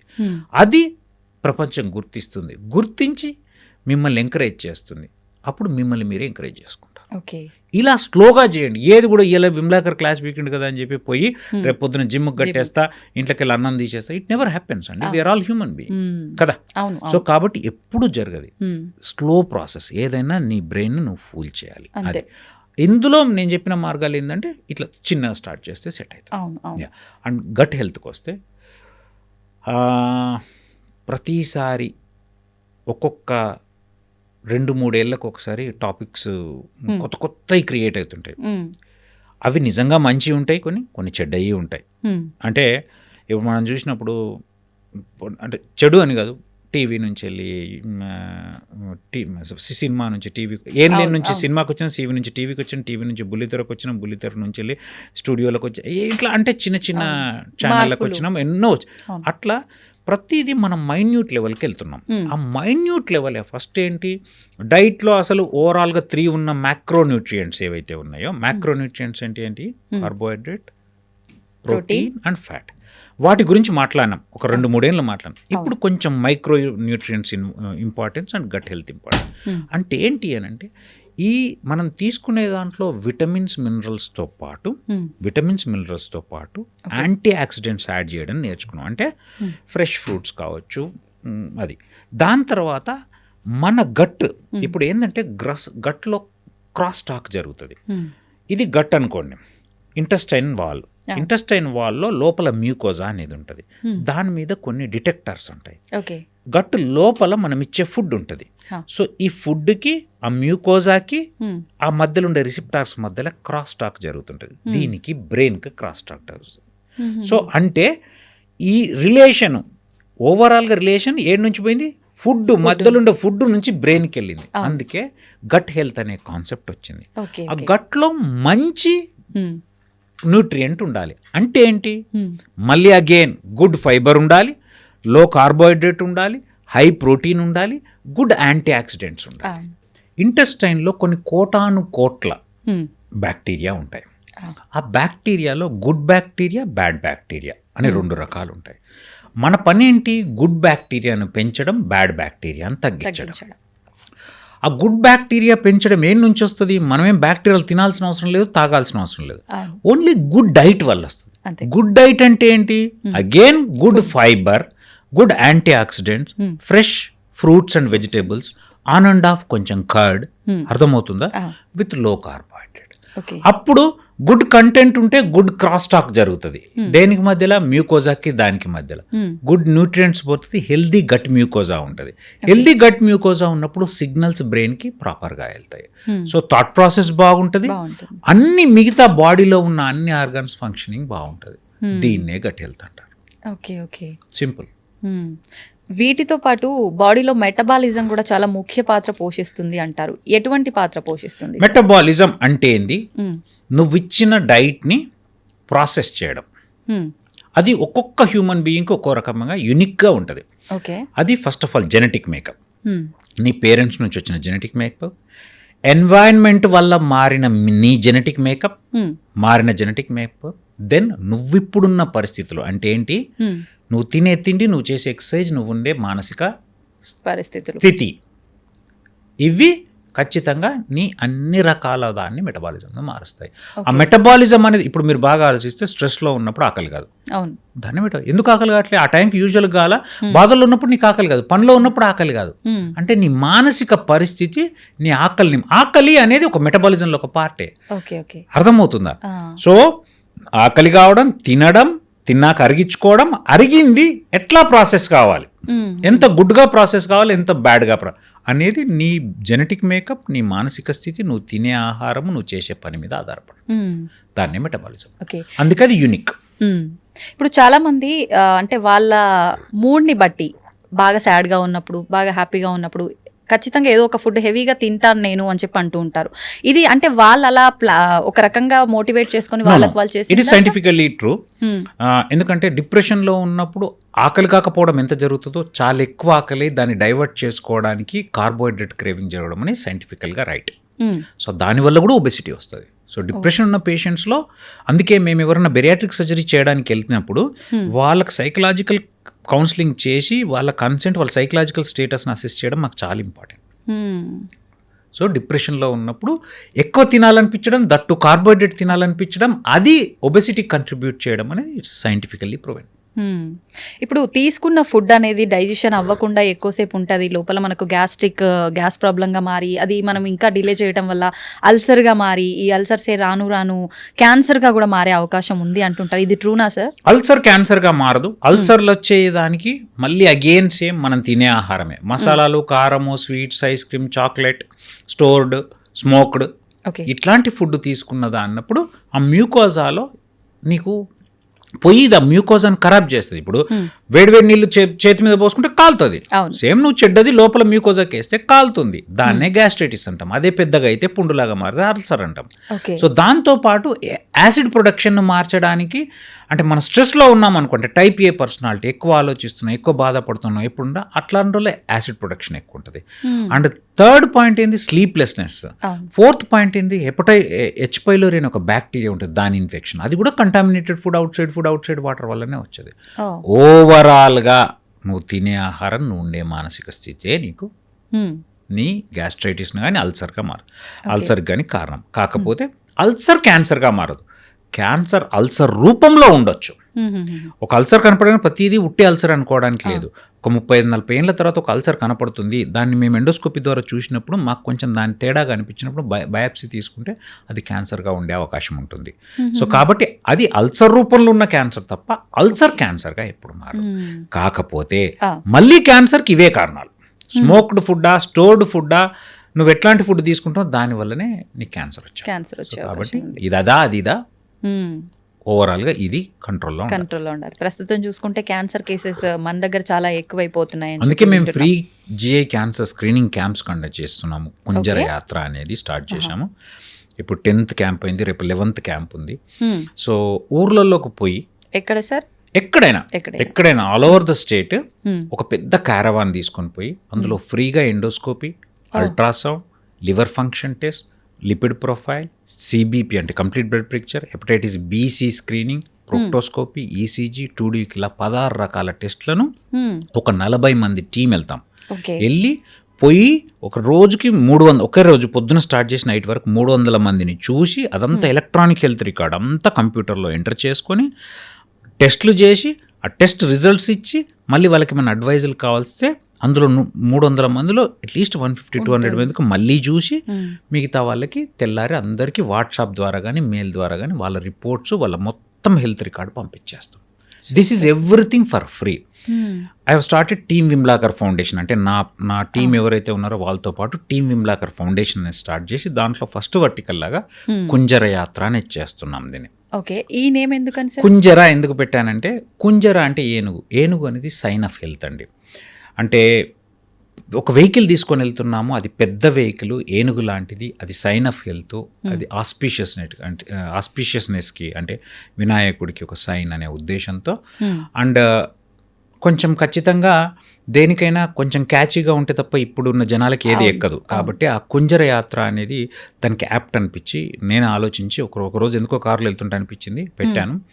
సో దాన్ని స్పెల్లింగ్స్ అవన్నీ కొంచెం మంది తెలుగు నా ఫ్రెండ్స్ ఉంటే వాళ్ళతో కుంజర అనేది కరెక్ట్ అని చెప్తే కుంజర యాత్ర అనేది స్టార్ట్ చేసి. సో చాలా బాగా అవుతుంది. ఇప్పటి వరకు 2500 మందిని స్క్రీన్ చేయడం జరిగింది. ఫ్రీ క్యాన్సర్ స్క్రీనింగ్ ఊర్లలో, ఆదిలాబాద్ డిస్టిక్లో ఎక్కడో మారుమూల ప్రాంతాలకు కూడా పోయి చేస్తున్నాం. మేము ఎక్కడ ఎవరి దగ్గర రూపాయి తీసుకుని, కాకపోతే అక్కడికి పోయినప్పుడు వాళ్ళు షామియానాలు వేయడము, వాళ్ళ వాలంటీర్స్ ఉండడము, మాకు భోజనం పెట్టడం వాళ్ళ పని. వాళ్ళే చూపించాలి. యూజువల్గా స్కూల్స్ కానీ ఫంక్షన్ హాల్స్ కానీ, ఇప్పుడు రేపు పోతున్నది గ్రామ పంచాయతీలో చేస్తున్నాం. ఒక చిన్న పల్లెటూరు ఎక్కడ వరంగల్ దగ్గర పరకాల దగ్గర ఒక చిన్న వెల్లంపల్లి అనే ఒక పల్లెటూరులో చేస్తున్నాం. ఎలా చూస్ చేసుకుంటారు సార్? అంటే ఇప్పుడు ఏం లేదండి, ఇట్స్ ప్రాపగేషన్. అందుకే మేము దీనికి ఒక ఛానల్ అంటే వీడియోస్ తయారు చేసి పెడుతున్నాం. ఎందుకంటే మేము పోయి అడిగితే వాళ్ళకి ఆ సీరియస్నెస్ ఉండదు. ఈ వీడియోలు ప్రాపగేట్ అవుతున్నాయి, అయిపోయినప్పుడు వాళ్ళు చూసారే ఇది మా ఊర్లో పెట్టించుకోవాలన్నప్పుడు మేము there should not be any political involvement. First point, politics involve కాకూడదు. సెకండ్ పాయింట్, మిగతా ఏ హాస్పిటల్ కూడా ఇన్వాల్వ్ కాకూడదు. ఇది కాకుండా, ఎందుకంటే మళ్ళీ ప్రాపగండా లాగా అవుతుంది, మళ్ళీ ఏదో బిజినెస్ కోసం మార్కెటింగ్ లాగా అవుతుంది. ఎందుకు ఇది ప్యూర్గా సోషల్ సర్వీస్ కోసం నా ఇష్టంగా ఎప్పటి నుంచో ఉన్న కోరికను ఇప్పుడు కొంచెం ఫౌండేషన్కి డబ్బులు ఇచ్చే పరిస్థితిలో ఉన్నాను కాబట్టి నా సొంతగా జేబుల నుంచి పెట్టి కొంతమంది దాతలు ఇప్పటివరకు కొంతమంది ఇవ్వడం జరిగింది. గురువారెడ్డి గారు 3 లక్షలు, అట్లా నా ఫ్రెండ్స్ అంతా చాలామంది, నా ఫ్రెండ్స్ అంతా నా క్లోజ్ ఫ్రెండ్స్ MBBS ఫ్రెండ్స్ కలిసి ఆల్మోస్ట్ 6-7 lakhs ఇచ్చారు. సో ఇట్లా ఇప్పటి వరకు మేము ఒక 25 to 30 lakhs ఖర్చు పెట్టాము. But 1.5 crore worth of test చేసినాం. ఎందుకు అంటే తక్కువ ఇన్వెస్ట్మెంట్, జనాలు అభిమానంతో వచ్చి చేసే జనాలు, అండ్ మనము అన్ని కాస్టే కదండి. ఇప్పుడు ఒక టెస్ట్ చేయాలంటే దాని రియేజెంట్స్ కాస్ట్, మెషినరీ కాస్ట్. ఏదైనా ఇబ్బంది వచ్చిందంటే ఫస్ట్ హాస్పిటల్కి వెళ్ళాలి అంటే టెస్టులు రాస్తారు, అన్ని డబ్బులు ఎక్కడ పెట్టుకుంటాము, ఇంతతో పోయేదాన్ని అంత టెస్టులు లిస్ట్ ఇస్తారు, ఈ భయాలు ఎక్కువ ఉండి 25 to 30,000 వర్త్ ఆఫ్ టెస్ట్ ఫ్రీగా చేస్తున్నాం. సూపర్. అండ్ ఇందులో 7 టెస్టులు కంపల్సరీ ప్రతి మనిషికి చేస్తామండి. CBP, serum creatinine, RBS, hepatitis BC test, ఇది కంపల్సరీ ప్రతి మనిషికి వచ్చిన 300 మందిలో 300 మందికి చేస్తాం. దాంతోపాటు వాళ్ళ పరిస్థితిని బట్టి ఎండోస్కోప్ అవసరమైతే ఒక్కో క్యాంపులో దేర్ ఆర్ డేస్ 120 ఎండోస్కోపిస్ కూడా చేసినాం ఒకటే రోజులో. క్వాలిఫైడ్ ఎండోస్కోపిస్ట్ను తీసుకొని వెళ్తున్నాం, అంటే మా మెడికల్ గ్యాస్ట్రో టీంలో. అండ్ క్వాలిఫైడ్ రేడియాలజిస్ట్ ఉండి అల్ట్రాసౌండ్ చేస్తున్నాం. అంతా ప్రాపర్ సెటప్. అంటే ఒక హాస్పిటల్నే తీసుకెళ్తున్నాం. ఇప్పుడు ఇలాంటి హెల్త్ క్యాంప్స్ అనగానే టెస్ట్లు చాలా వరకు చేయరు, చేస్తారు, మందులు రాస్తారు, క్వాలిటీ ఉండదు అంటారు. అలాంటిది ఏమి ఉండదా సార్ దీంట్లో? మా దగ్గర వాడుతున్న machinery high end automated machines. Automated machine అంటే నిజంగా నిన్ననే ఇప్పుడు పెద్ద పెద్ద హాస్పిటల్స్ లో కూడా సెమీ ఆటోమేటెడ్ ఉంటాయండి. మా దగ్గర ఆటోమేటెడ్, ఎందుకంటే మాకు ఫాస్ట్ గా కావాలి. 300 మంది టెస్ట్లు చేయాలంటే ఒక హాస్పిటలే చేయలేదు ఒక రోజు. అట్లాంటిది మేము చేయాలి అంటే మాకు ఆటోమేటెడ్ ఉండాలి. అండ్ LIS అంటే ల్యాబ్ ఇంటిగ్రేటెడ్ సిస్టమ్. డైరెక్ట్ నువ్వు ఇప్పుడు CBPకి జస్ట్ నేను టెస్ట్ ట్యూబ్ పెడితే బ్లడ్ నుంచి వెళ్ళి రిజల్ట్ 5 నిమిషాల్లో మా కంప్యూటర్లో ఉన్న కుంజర మా వెబ్సైట్ ఏదైతే ఉందో టీమ్ విమ్లాకర్ ఫౌండేషన్ వెబ్సైట్కి వచ్చేస్తుంది. ఇప్పుడు మీ నంబర్ ఈ రోజు ID ఇది 132 అనుకోండి, 132 విజిత CBP రిపోర్ట్ అందరి కంప్యూటర్లోకి వచ్చేస్తుంది ఫాస్ట్గా. ఒక 40 మంది కంప్యూటర్స్ ఆపరేట్ చేస్తారు. We have developed A software. మాకంటూ ఒక కస్టమైజ్ సాఫ్ట్వేర్ డెవలప్ చేసినాం. అది కూడా ఒక ఫ్రెండ్ పాపం చాలా సేవా దృక్పథంతో చాలా తక్కువ మనీలో చేసి ఇచ్చాడు. And still he's supporting, Sandeep అని. అంటే ఇట్లా చాలా మంది నా ఫ్రెండ్స్, నా టీం వాళ్ళు 24/7 అందరం ఇంత పని చేస్తూ, ఇన్ని సర్జరీలు చేస్తూ, మా అకాడమిక్స్లో ఇంత చేస్తూ, మళ్ళీ అది ఒక 3 రోజుల పని ఉంటుందండి ఒక క్యాంప్ అంటే. ఇప్పుడు రేపు క్యాంప్ అంటే ఈరోజు వెళ్తున్నారు, ఇక్కడ నుంచి అన్ని లోడ్ చేసుకోవాలా, అక్కడికి వెళ్ళాలా, అక్కడ సెటప్ చేసుకోవాలా, అక్కడ రేపు అంతా పని చేయాలా, రేపు నైట్ మళ్ళీ అక్కడ లోడ్ చేయాలి, ఇక్కడికి వచ్చి అన్లోడ్ చేయాలి. So it's a big process. అందరు క్వాలిఫైడ్ MBBS MS చదివిన పిల్లలు మేము చైర్లు కూడా మోసుకుంటాం, చైర్లు కూడా మేమే మోసుకుంటాం. ఓకే. సో అంటే మాకు కిమ్స్ తరపు నుంచి వెళ్ళి కిమ్స్ సన్షైన్ తరపు నుంచి మాకు కొన్ని రకాలుగా చాలా హెల్ప్ఫుల్గా ఉంటారు. అంటే ఆ బస్సు కిమ్స్ ఫౌండేషన్ నుంచి ఇచ్చారు. నెక్స్ట్ అది కాకుండా మిగతా 4th క్లాస్ ఎంప్లాయీస్ కావచ్చు, కొంతమంది స్టాఫ్ని పాపం వాళ్ళు చాలా సపోర్ట్ చేస్తారు. బట్ వాళ్ళంతా కూడా ఓన్లీ అభిమానంతో, నాకున్న రిలేషన్తో, మేమేదో డబ్బులు ఇచ్చేస్తామని కాదు, బట్ దాంతో చేసి. సో ఒక 40 నుంచి 50 మంది పోతామండి. కొన్నిసార్లు మీకు చెప్తాను, ఆదిలాబాద్లో ఎక్కడ మంచిర్యాల అవతల జన్నారంలో చేయాల్సి వచ్చింది. It is 270 kilometres away from Hyderabad. So పొద్దున బయలుదేరితే పోలేం, ఎందుకంటే పేషెంట్స్ 8 o'clock కల్లా వచ్చేస్తారు. ఇక్కడ నుంచి వెళ్ళడం కష్టం కదా. అంతకు ముందు రోజు రాత్రి పోయి అక్కడ చిన్న చిన్న రూమ్స్లో పడుకొని పొద్దున్న లేచి క్యాంప్ చేసి వచ్చాం. అట్లా చాలాసార్లు 1 day ప్రేయర్ పోవాల్సి ఉంటుంది. దాదాపు 4-5 hours జర్నీ. ఆబ్వియస్లీ కదండి, 5 hours దట్టు, అదంతా జంగల్ నుంచి journey. It was beautiful journey. But చెప్తున్నాను, సో మాకు ఇది చాలా హ్యాపీనెస్ని ఇస్తుంది. ఎందుకంటే ఇది నా గొప్పతనం కాదండి, టు బి ఫ్రాంక్. ఇదంతా నా చుట్టూ ఉండే నా టీము, నా ఫ్యామిలీ. ఈవెన్ మా ఇంట్లో ఉన్న అందరు, నాకు 6 పిల్లలు, అంటే మా అన్న పిల్లలు, నా పిల్లలందరూ, వాళ్ళు చిన్న ఆమె 6th క్లాస్ ఆమె కూడా వచ్చి ఎంట్రీస్ చేస్తుంటుంది. పెద్ద పాప CA నుంచి అందరూ. అంటే సో అందరూ నా ఫ్యామిలీ, నా క్లోజ్ ఫ్రెండ్స్, ఎందరో మంది ఫ్రెండ్స్, రాలేని వాళ్ళు 10 డబ్బులు ఇచ్చి, నెక్స్ట్ నా టీం పిల్లలు 24/7 అండ్ నా హాస్పిటల్ వీళ్ళ సహకారంతో చాలా బాగా అవుతుంది. అందుకే ఈ క్యాన్సర్ స్క్రీనింగ్ని పెంచుతున్నాం. ఇప్పుడు మీరు అన్నట్టు అదే సిటీలో ఉండేవాళ్ళు యాన్యువల్ చెకప్ చేయించుకోవడానికే అవ్వట్లేదు. అట్లాంటిది ఊర్లో ఉండే వాళ్ళు నిజంగా ఎంత చేయించుకుంటారు, ఎంతవరకు ఫీజిబుల్? ఎండోస్కోపీ ఒక పల్లెటూరులో ఎక్కడో, ఇప్పుడు మన కౌట్లాలో చేశామండి, ఆదిలాబాద్లో నిర్మల్ అవతల. It is almost interior. అక్కడ మీరు వీడియో చూస్తే అందరూ వ్యవసాయదారులు గోషి చీరలు కట్టుకున్న వాళ్ళే, దోతులు వాళ్ళు నిజంగా ఎంతమంది హైదరాబాద్ వచ్చి ఎండోస్కోపీ చేయించుకోగలుగుతారు? రేర్గా. చాలా మందికి అంటే ఏదో డిసీజ్ ఉండే చనిపోతారు, అసలు అది ఏంటి టెస్ట్ చేయించుకొని ట్రీట్మెంట్ చేయించుకొని స్థితిలో కూడా ఉండి చనిపోయిన ఈ కాలంలో ఎంత దురదృష్టం చెప్పండి. If it happens to our family member, నిజంగా ఎంత పెథటిక్ సిచువేషన్. చాలా ఇప్పుడున్న పరిస్థితుల్లో ఒక మనిషి ఎందుకు చనిపోయిందో తెలియకపోవడం బాధాకరమా కదా? అది ఎవరు తప్పు అవుతుంది? మనలాంటి వాళ్ళు తప్పు అవుతుంది. నేనేమంటా అంటే సొసైటీలో చేయగలిగే స్టేజ్లో ఉండి, చూడగలిగే స్టేజ్లో ఉండి మనం అవేర్నెస్ క్రియేట్ చేయడానికి ప్రయత్నం చేస్తేనే కదా జనాలకు తెలిసేది. ఇంకోటి, నేను ఇప్పుడు పోయి క్యాన్సర్ స్క్రీనింగ్ చేసినంత మాత్రం రోజుకు 10 క్యాన్సర్లు దొరుకుతున్నాయని కాదు. కానీ నేను వాళ్ళ దగ్గరికి ఒక సూపర్ స్పెషలిస్టు, నాతో పాటు 10 మంది సూపర్ స్పెషలిస్టులు వచ్చి అక్కడ కూర్చొని, అమ్మా ఇది తినాలా, అది తినొద్దు, ఇట్లుండాలి, అట్లుండాలి, బరువు పెరగొద్దమ్మా అని మొత్తుకుంటుంటే 2500 మంది వాళ్ళు ఇండైరెక్ట్గా ఎంతమందిని ఇన్ఫ్లుయెన్స్ చేస్తారు, ఎంతమంది మారుతారు, యంగర్ జనరేషన్ ఎంత మారుతుంది. సో ఓవరాల్గా it is for health awareness, not only for the cancer screening. Though our main intention to screen for cancer, but definitely it creates lot of awareness. కల్మషం లేని మనస్తత్వాలు ఉంటాయి పల్లెటూరులో మనుషులకి. వాళ్ళు ఒకరి ఏదైనా మంచి తెలిసింది అని అంటే నలుగురికి చెప్పడానికే వాళ్ళు ఎక్కువ ఇష్టపడతారు. డెఫినెట్గా చాలా మంది మొన్న చేసినప్పుడైతే కౌట్ల, నేను అందుకే ప్రతి వీడియో రిలీజ్ చేస్తున్నప్పుడు నేను రైటప్ రాస్తుంటాను. నాకు తెలుగు వచ్చు, కొంచెం వచ్చు, నేనేం కవినని చెప్పాను కానీ, బట్ ఆ తెలుగులో రైటప్స్ రాస్తుంటాను. అందులో అదే రాసిన, నా క్యాంప్కి వచ్చినట్టు లేదు, ఒక పెళ్ళికి వచ్చినట్టుంది, అందరు నన్ను చూడ్డానికి వచ్చినట్టున్నారు, అందరూ వచ్చి మంచుకున్నావా బిడ్డ, పిల్లలు మంచుకున్నారా బిడ్డ, నువ్వు చల్లగుండాల బిడ్డ, ఇంతే. సో అంటే నేను అనేది మాకు ఒక రకమైన రిజువనేటింగ్గా ఉంటుంది. అండ్ ఏదో చేస్తున్నామన్న ఆత్మసంతృప్తి. ఆటోమేటిక్గా మనకి ఎంత స్ట్రెస్ ఉన్నా వాళ్ళు మాట్లాడే మాటలు, ఆ వాతావరణానికి రిలాక్స్ అయిపోతాం. అసలు మీరు నమ్మరండి, 8 o'clock స్టార్ట్ చేస్తాము క్యాంపు, రాత్రి 9-10 వరకు. దెర్ ఆర్ డేస్ నిర్మల్ ఒకసారి చేస్తే 11:30 వరకు కూడా 100 మంది ఇంకా అట్లనే కూర్చొని ఉన్నారు. అండ్ మాకు చాలా టైరింగ్ ఉంటుంది, కానీ వాళ్ళందరినీ చూస్తే విపరీతమైన ఆనందంతో మాకేం టైర్డ్నెస్ అనిపించకుండా, అంటే నిజంగా ప్రాసెస్ చాలా లెబోరియస్ ప్రాసెస్, బట్ స్టిల్ మాకు ఆ చేస్తున్న పనిలో వచ్చే ఆనందంతో అన్నీ కొట్టుకపోతాయి. ఎవ్రీ మంత్ ఉంటుందా సార్? ఎవ్రీ మంత్ 2 క్యాంప్స్ చేస్తాం. ఎవ్రీ మంత్ 2 క్యాంప్స్ చేస్తాం ఖచ్చితంగా. ఇప్పటిదాకా 5 నెలలు అయిన స్టార్ట్ చేయి 10 క్యాంపులు అయిపోయినాయి. ఈ నెల ఇప్పుడు 18వ తారీఖు రేపు ఉంది పరకాల్లో, తర్వాత 25కి కామారెడ్డిలో. ఓకే, ఈ ఐడియా మీదేనా సార్? నాది, 100% నాది. మీ మిసెస్ సపోర్ట్ ఎలా ఉంటుంది? 100%. ఒకరోజు వాకింగ్ చేస్తున్నాము, నేను Namita, her name is Namita, she's a big, ఇంకా unexplainable, she's everything for me. Okay. అయితే వాక్ చేస్తున్నప్పుడు నాకు ఎప్పటి నుంచో ఈ జిఐ క్యాన్సర్ స్క్రీనింగ్ చేయాలండి, బట్ ఫైనాన్షియల్గా I'm from very low middle class family. I'm the first educated person.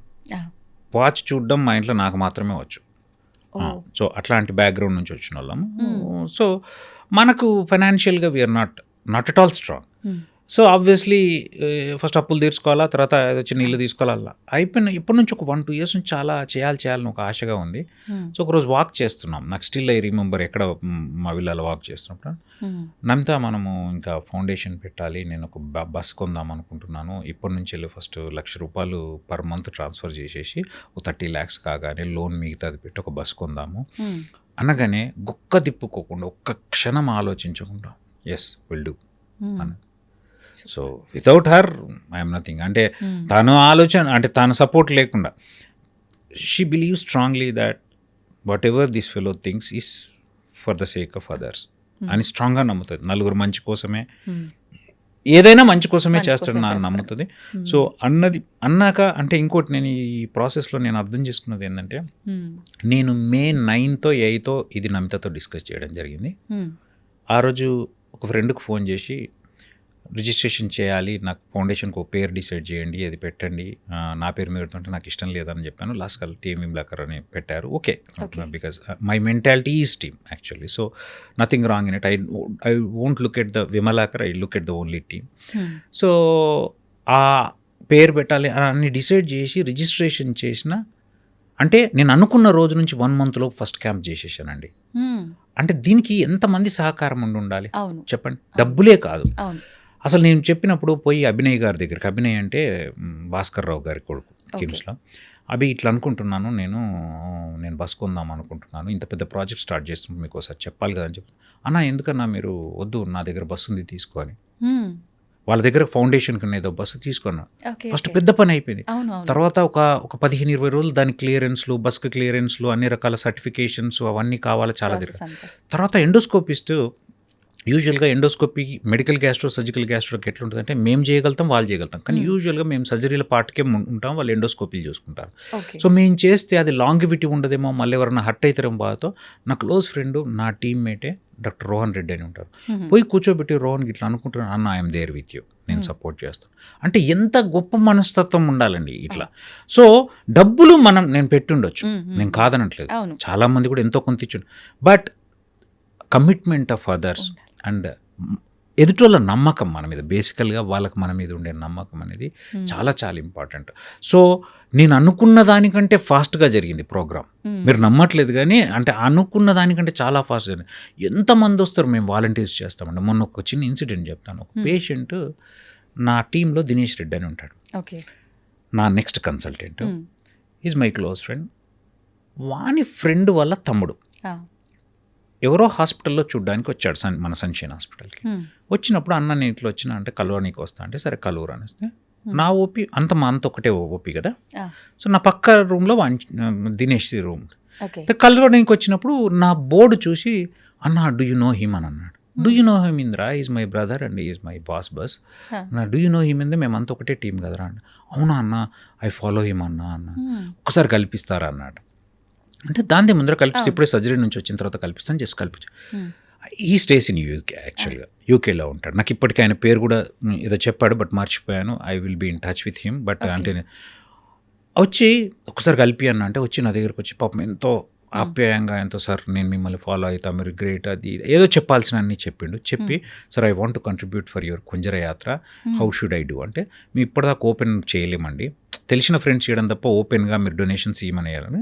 But చెప్తాడు దినేష్ అని చెప్తే, within no time he has transfer 25,000 and he has message, నేను మంత్లీ ఇంత వేస్తాను, నేను అందరికీ ప్రాపగేట్ చేస్తాను. అంటే నేను అనేది ఏంటంటే, ఈ ప్రపంచంలో చాలా మంచి ఉంది, చాలా మంచి ఉంది, అందుకే మనం ఇంత ఆనందంగా ఉన్నాం, ఇంత హ్యాపీగా ఉన్నాం. సో మనకి ఎక్కడో అక్కడ చెడు లేదని నేను అనట్లే, నేనేం సద్గురుని అనట్లేదు, చెడంతా ఉంది ఉండవచ్చు, కానీ నిజంగా మనం చూసే దాంట్లో మనం పోయే మార్గంలో చాలా మంచి ఉంది కాబట్టి, లేకపోతే ఎక్కడో బర్రెలు ఎడ్లు కాసుకునేవని గీడదాకి ఇట్లా. ఇట్స్ బికాజ్ ఆఫ్ మీరు ఇదంతా మంచి చేయాలని ఉంది సార్, అందుకే మీరంతా. I don't think my self I'm a great, అట్లా ఏం అనుకోను, but I feel I'm special, definitely I'm special, I should do special things అని అనుకుంటాను. I never consider my self as great అనే దానికి అర్థం లేదండి, but you should be special to do something. నిజంగా చాలా మంచి పని సార్ మీకు ఆలోచన రావటము. అంటే మీరు ఇందాక ఒక మాట అన్నారు, మనం కరెక్ట్గా ఉండాలి అంటే ఒక 3 థింగ్స్ మనం ఖచ్చితంగా ఫాలో అవ్వాలి. దాంట్లో లాస్ట్ది గుడ్ రిలేషన్స్ బిల్డ్ చేసుకోవాలి అని. మీరు అలాంటి రిలేషన్ బిల్డ్ చేసుకున్నారు కాబట్టి నాకున్న ఆస్తి అది. ఇంతమంది మీరు పెద్ద రిస్క్ చేయకుండా మీకు ఒక థాట్ రాగానే అందరూ వాళ్ళు మీకు సహాయం చేయడం ఇదంతా కూడా అలా కలిసి వచ్చింది. కొంతమంది నేను చెప్తానండి, నా ఫ్రెండ్స్ కావచ్చు, నా టీం వాళ్ళు కావచ్చు, హాస్పిటల్ వాళ్ళు కావచ్చు, నా ఫ్యామిలీ వాళ్ళు కావచ్చు, ఒక్కరోజు ఏదైనా క్యాంప్కి రాకపోతే ఎంతో బాధపడతారు. అయ్యో ఈ క్యాంప్కి నేను రాలేదు, లెక్కలు వేసుకుంటారు. లాస్ట్ 10 క్యాంప్స్లో నేను ఈ క్యాంప్కే రాలేదు, ఒక్క క్యాంప్కే రాలేదు అని. అంటే I feel blessed for it. నేను ఎంత అండి పోతాను, కన్సల్టేషన్ చూస్తాను, మహా అంటే అందరితో మాట్లాడతాను, సబ్జెక్ట్ చెప్తాను, కానీ మిగతా అంతా వాళ్ళే చేయాలండి. టేబుల్ చైర్ల అరేంజ్మెంట్ నుంచి వెళ్ళి వాటిని అన్ప్యాక్ నుంచి ప్యాక్ చేసేంత వరకు ఎవ్రీథింగ్ దే షుడ్ డూ. మీరెంత అని మీరు అనుకుంటున్నారు సార్, మీరు లేకపోతే అక్కడ అసలు వాళ్ళు రారు. ఏమో ఇది వాస్తవం. నేను ఉల్టా అనుకుంటా, వాళ్ళ వల్ల నేను అనుకుంటా. సరే what ever but this is ఇంకొకటి అండి, దీనివల్ల చాలా పాజిటివిజం పర్పెచువేట్ అవుతుంటుంది. నేను బాగా అబ్జర్వ్ చేస్తున్నాను కదా, పోయినప్పుడు వాళ్ళకి ట్రూత్ అర్థమవుతుంది. వీళ్ళు ₹1 తీసుకున్న గిన్ని టెస్టులు చేస్తున్నారు అని తెలుసు. మెజారిటీ చంక్ వీళ్ళ మనీ పాకెట్ నుంచి పెడుతున్నారు అని. సో డెఫినెట్గా ఎందరో మందిలో ఆలోచన విధానంలో కూడా మార్పు వస్తుందండి. మీరు నమ్మరు, నేను ఒక వీడియో ఉంది, అంటే మొన్న నా క్లోజ్ ఫ్రెండ్, వాడు పేరు చెప్పను, వాళ్ళది ప్రాపర్ బోరిగాము, వాడు one of the rich guy in Nirmal. వాడు చైర్లు మోస్తున్నాడు అండి. Night I have a video, చైర్లు మోస్తున్నాడు. ఎందుకు మోయాలి? ఎందుకు మోయాలి? వాడు 10 మందిని పెట్టి మోయించగలుగుతాడు. అవును చెప్తున్నా. అంటే నా ఫ్రెండ్స్ చాలా మంది ఉన్నారు, వాళ్ళు రోజు పని చేస్తారు చేయని. వాడి పేరు కూడా చెప్తున్నాను, రాజు అని. ఇప్పుడు పాపం మరి రోజు వానికి ఏదో సిమెంట్ డీలరింగ్ అది ఉన్నాయి, బట్ వానికి చీరలు మోయాల్సిన కర్మే బట్లే, బట్ మోస్తున్నాడు. I felt okay, I'm not only screening the cancer, I'm not only creating awareness in health, I'm creating lot of positivism అనే ఒక హోప్ వచ్చింది నాకు. సూపర్ సార్, నిజంగా మంచి ఆలోచన. దాన్ని అమలు చేసే విధానం కూడా అంతే పాజిటివ్గా ఉంది.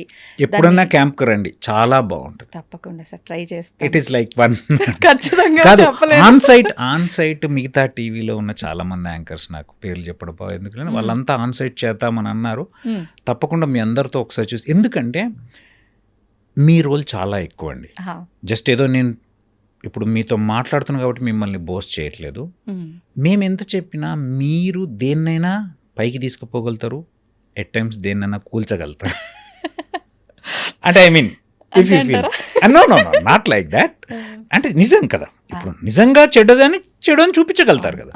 సో కాబట్టి మీరు ఇట్లాంటి వాటిని ప్రాపగేట్ చేస్తే, మీలాంటి వాళ్ళ సహకారం ఉంటే జనాల్లోకి చాలా ఫాస్ట్గా వెళ్తుంది. హెల్త్ అవేర్నెస్ బేసికల్గా జనాల్లోకి విమలాకరం తీసుకుపోమంటే కుంజరాన్ని తీసుకుంటే, ఆ హెల్త్ అవేర్నెస్ని తీసుకెళ్తే కుంజర కాకపోతే ఇంకోళ్ళు చేస్తారు, ఏదో రకంగా ఆ పాజిటివ్ స్ప్రెడ్ అనేది ఉండాలి.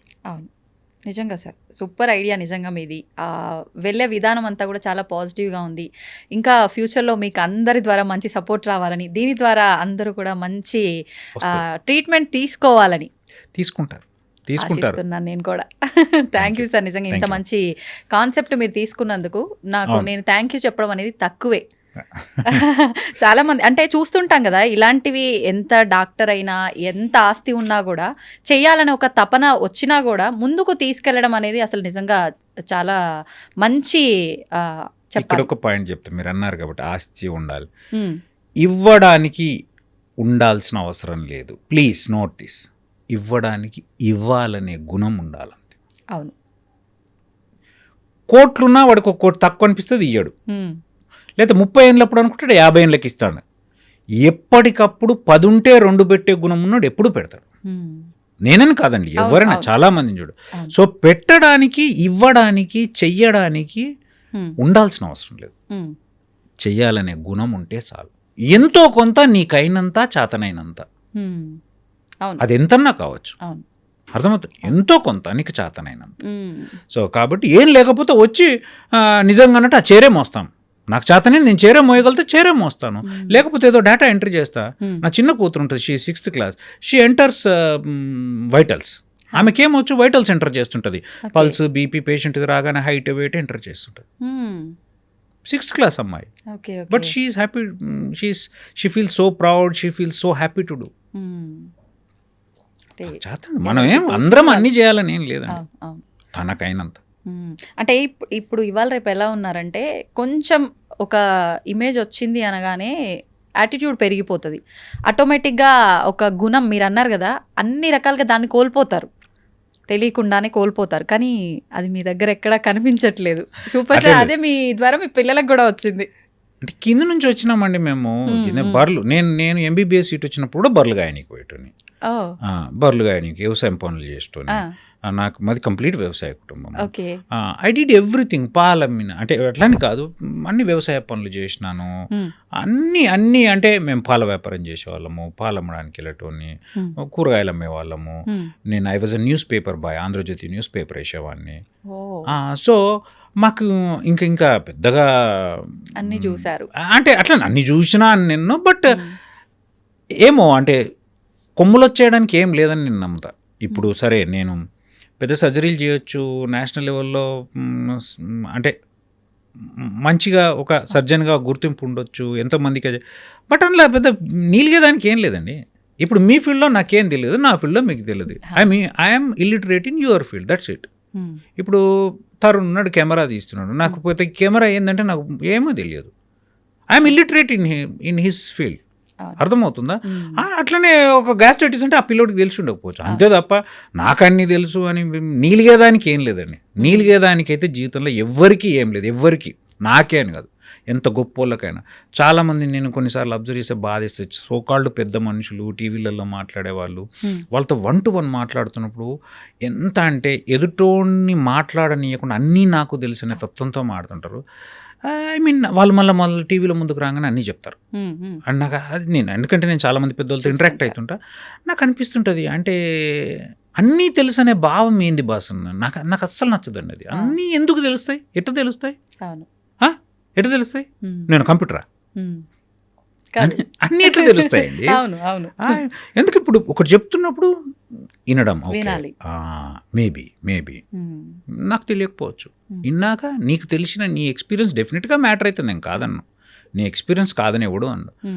బట్ ఇక మొదలు అన్నీ నాకు తెలిసినట్టు నేనేం చేయను, వాడు అక్కడే ఆగిపోతాడు. ఇంకా చాలామంది అది అది అది అది ఉండొద్దండి, అది ఉండొద్దు. ఇప్పుడు నువ్వు చూసిన ఆ చిన్నపిల్లోడికి కూడా చిన్నప్పటి నుంచి కొన్ని నేర్పాలండి. అంటే ఆ అనకువ, ఆ హంబుల్నెస్ అనేది, ఐఎమ్ నథింగ్ అంటే నథింగ్ అని లోగా ఫీల్ కమ్మను. కాన్ఫిడెన్స్ ఉండడము, సెల్ఫ్ కాన్ఫిడెన్స్ ఉండడము చాలా అవసరం మనిషికి, కానీ అది ఓవర్ కాన్ఫిడెన్స్ కాకూడదు. ఆ బ్యాలెన్స్ తప్పిన రోజు నథింగ్ నాకే అని. అందుకే ఆ పిల్లోడు నా చిన్న కరెక్షన్ చెవిలో ఎందుకు చెప్పాను అని అంటే, ఈరోజు ఎప్పటికైనా గుర్తుంటుంది, అవునా నాతో ఒక ఫోటో తీసుకున్నాక నేను థ్యాంక్ యూ చెప్పాలి, because God has given that stature at this age. Okay, be humble, కృతజ్ఞతతో ఉండాలి, బీ హంబుల్. భగవంతుడికైనా అంత సొసైటీకైనా, భగవంతుడు అంటే ఏం లేదని నేచర్, అర్థమవుతుందా? సో దానికి కృతజ్ఞత ఉండడం నేర్చుకోవాలి. నేను నాతో ఎవరో ఫోటో, నాతో కూడా తీసుకున్నాను, అందరితో ఫోటోలు తీసుకున్నా కానీ నేను పెద్ద తోపును తురుంకాను అట్లే ఉండదండి. It is their character. నిన్ను గుర్తించడం అది వాళ్ళ గొప్పతనం. పెద్ద నువ్వేదో తోపై పీకేసినాం అని కాదు. చాలా మంది జిఏ సర్జన్స్ ఉన్నారు, చాలా మంది పెద్ద డాక్టర్లు ఉన్నారు, చాలా మంది ఉన్నారు. నీతోనే ఎందుకు ఫోటో తీసుకోవాలనిపించాలి, అంతే కదా. అనిపించిందంటే అది వాళ్ళ గొప్పతనం. So just identify, just show your gratitude. అందుకే ఆ పిల్లోడికి చెప్పాను. సార్, మీ ఫాదర్ మదర్ ఎక్కడ ఉంటారు? విలేజ్లోనేనా మీతో పాట? అంటే అమ్మ వాళ్ళు వచ్చిపోతుంటారు, నాన్న రీసెంట్గా చనిపోయారు, ఆల్మోస్ట్ 1.5 years అయింది. 70 years ఉండే, కొంచెం కొద్దిగా హెల్త్ ప్రాబ్లంతో తను చనిపోయారు. అమ్మ నిన్న మొన్నటిదాకా నా దగ్గరనే ఉంది, పోయి వస్తుంటుంది. పల్లెటూరు కదా, ఈ పల్లెటూరులో ఉండే వాళ్ళకి ఇక్కడ ఎక్కువ రోజులు ఉండడం కష్టం, ఎందుకంటే ఈ వాతావరణంలో వాళ్ళు అడ్జస్ట్ కాలేరు. వాళ్ళకి ఎవరో ఒకరు మాట్లాడుతూ ఉండాలా, పలకరిస్తూ ఉండాలా, that is not possible.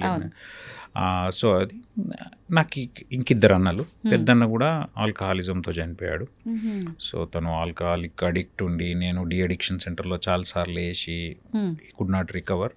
So లాస్ట్కి ఇంకా ట్రాన్స్ప్లాంట్ అనేది మా చేతిలో ఉన్నా నేను చేసే స్టేజ్లో కూడా లేని పరిస్థితిలో తను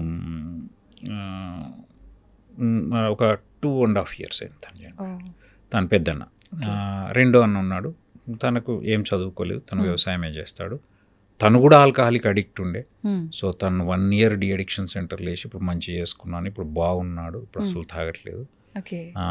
సో పెద్దన్నకి 2 పిల్లలు, పాప బాబు, చిన్నన్నకి పాప బాబు, నాకు 2 పాపలు. సో పిల్లలు చాలా చాలా చాలా చాలా మంచి పిల్లలు. సో అందరూ ఇప్పుడిప్పుడే కొంచెం సెటిల్ అవుతున్నప్పుడు చిన్న కుటుంబం, కంప్లీట్ వ్యవసాయ కుటుంబం. మాకు బేసిక్గా నేను ఇంకోటి చాలామంది అడుగుతుంటాను, నన్ను మాకు డబ్బులు ఉంటే చదువుకున్నాను. నో అండి, నా దృష్టిలో డబ్బులు ఉండడం లేకపోవడం కంటే కూడా గైడెన్స్ లేకపోవడం దురదృష్టంగా భావిస్తా. ఒక మనిషికి గైడెన్స్ లేకపోవడం అంటే, నువ్వు ఏం 1 రూపాయి లేకపోయినా కానీ, నా ఫ్రెండ్స్ కొంతమంది ఉంటారు, వాళ్ళు పాపం వాళ్ళు పేదోళ్ళే, కానీ వాళ్ళ ఇంట్లో నా కొడుకుని చదివిపియాలా, నా బిడ్డను చదివిపియాలని అనే ఆశ ఉండి దారి మా వాళ్ళకి అది కూడా తెలిసిన స్టేజ్ కాదు పాపం. బ్యాడ్ ల్యాక్. మా నాన్న నమ్మేవాడు తెలుసా, మా పెద్దన్న 9th క్లాస్లో ఆపాడు, మా రెండో నన్ను అసలు చదివిపియలే.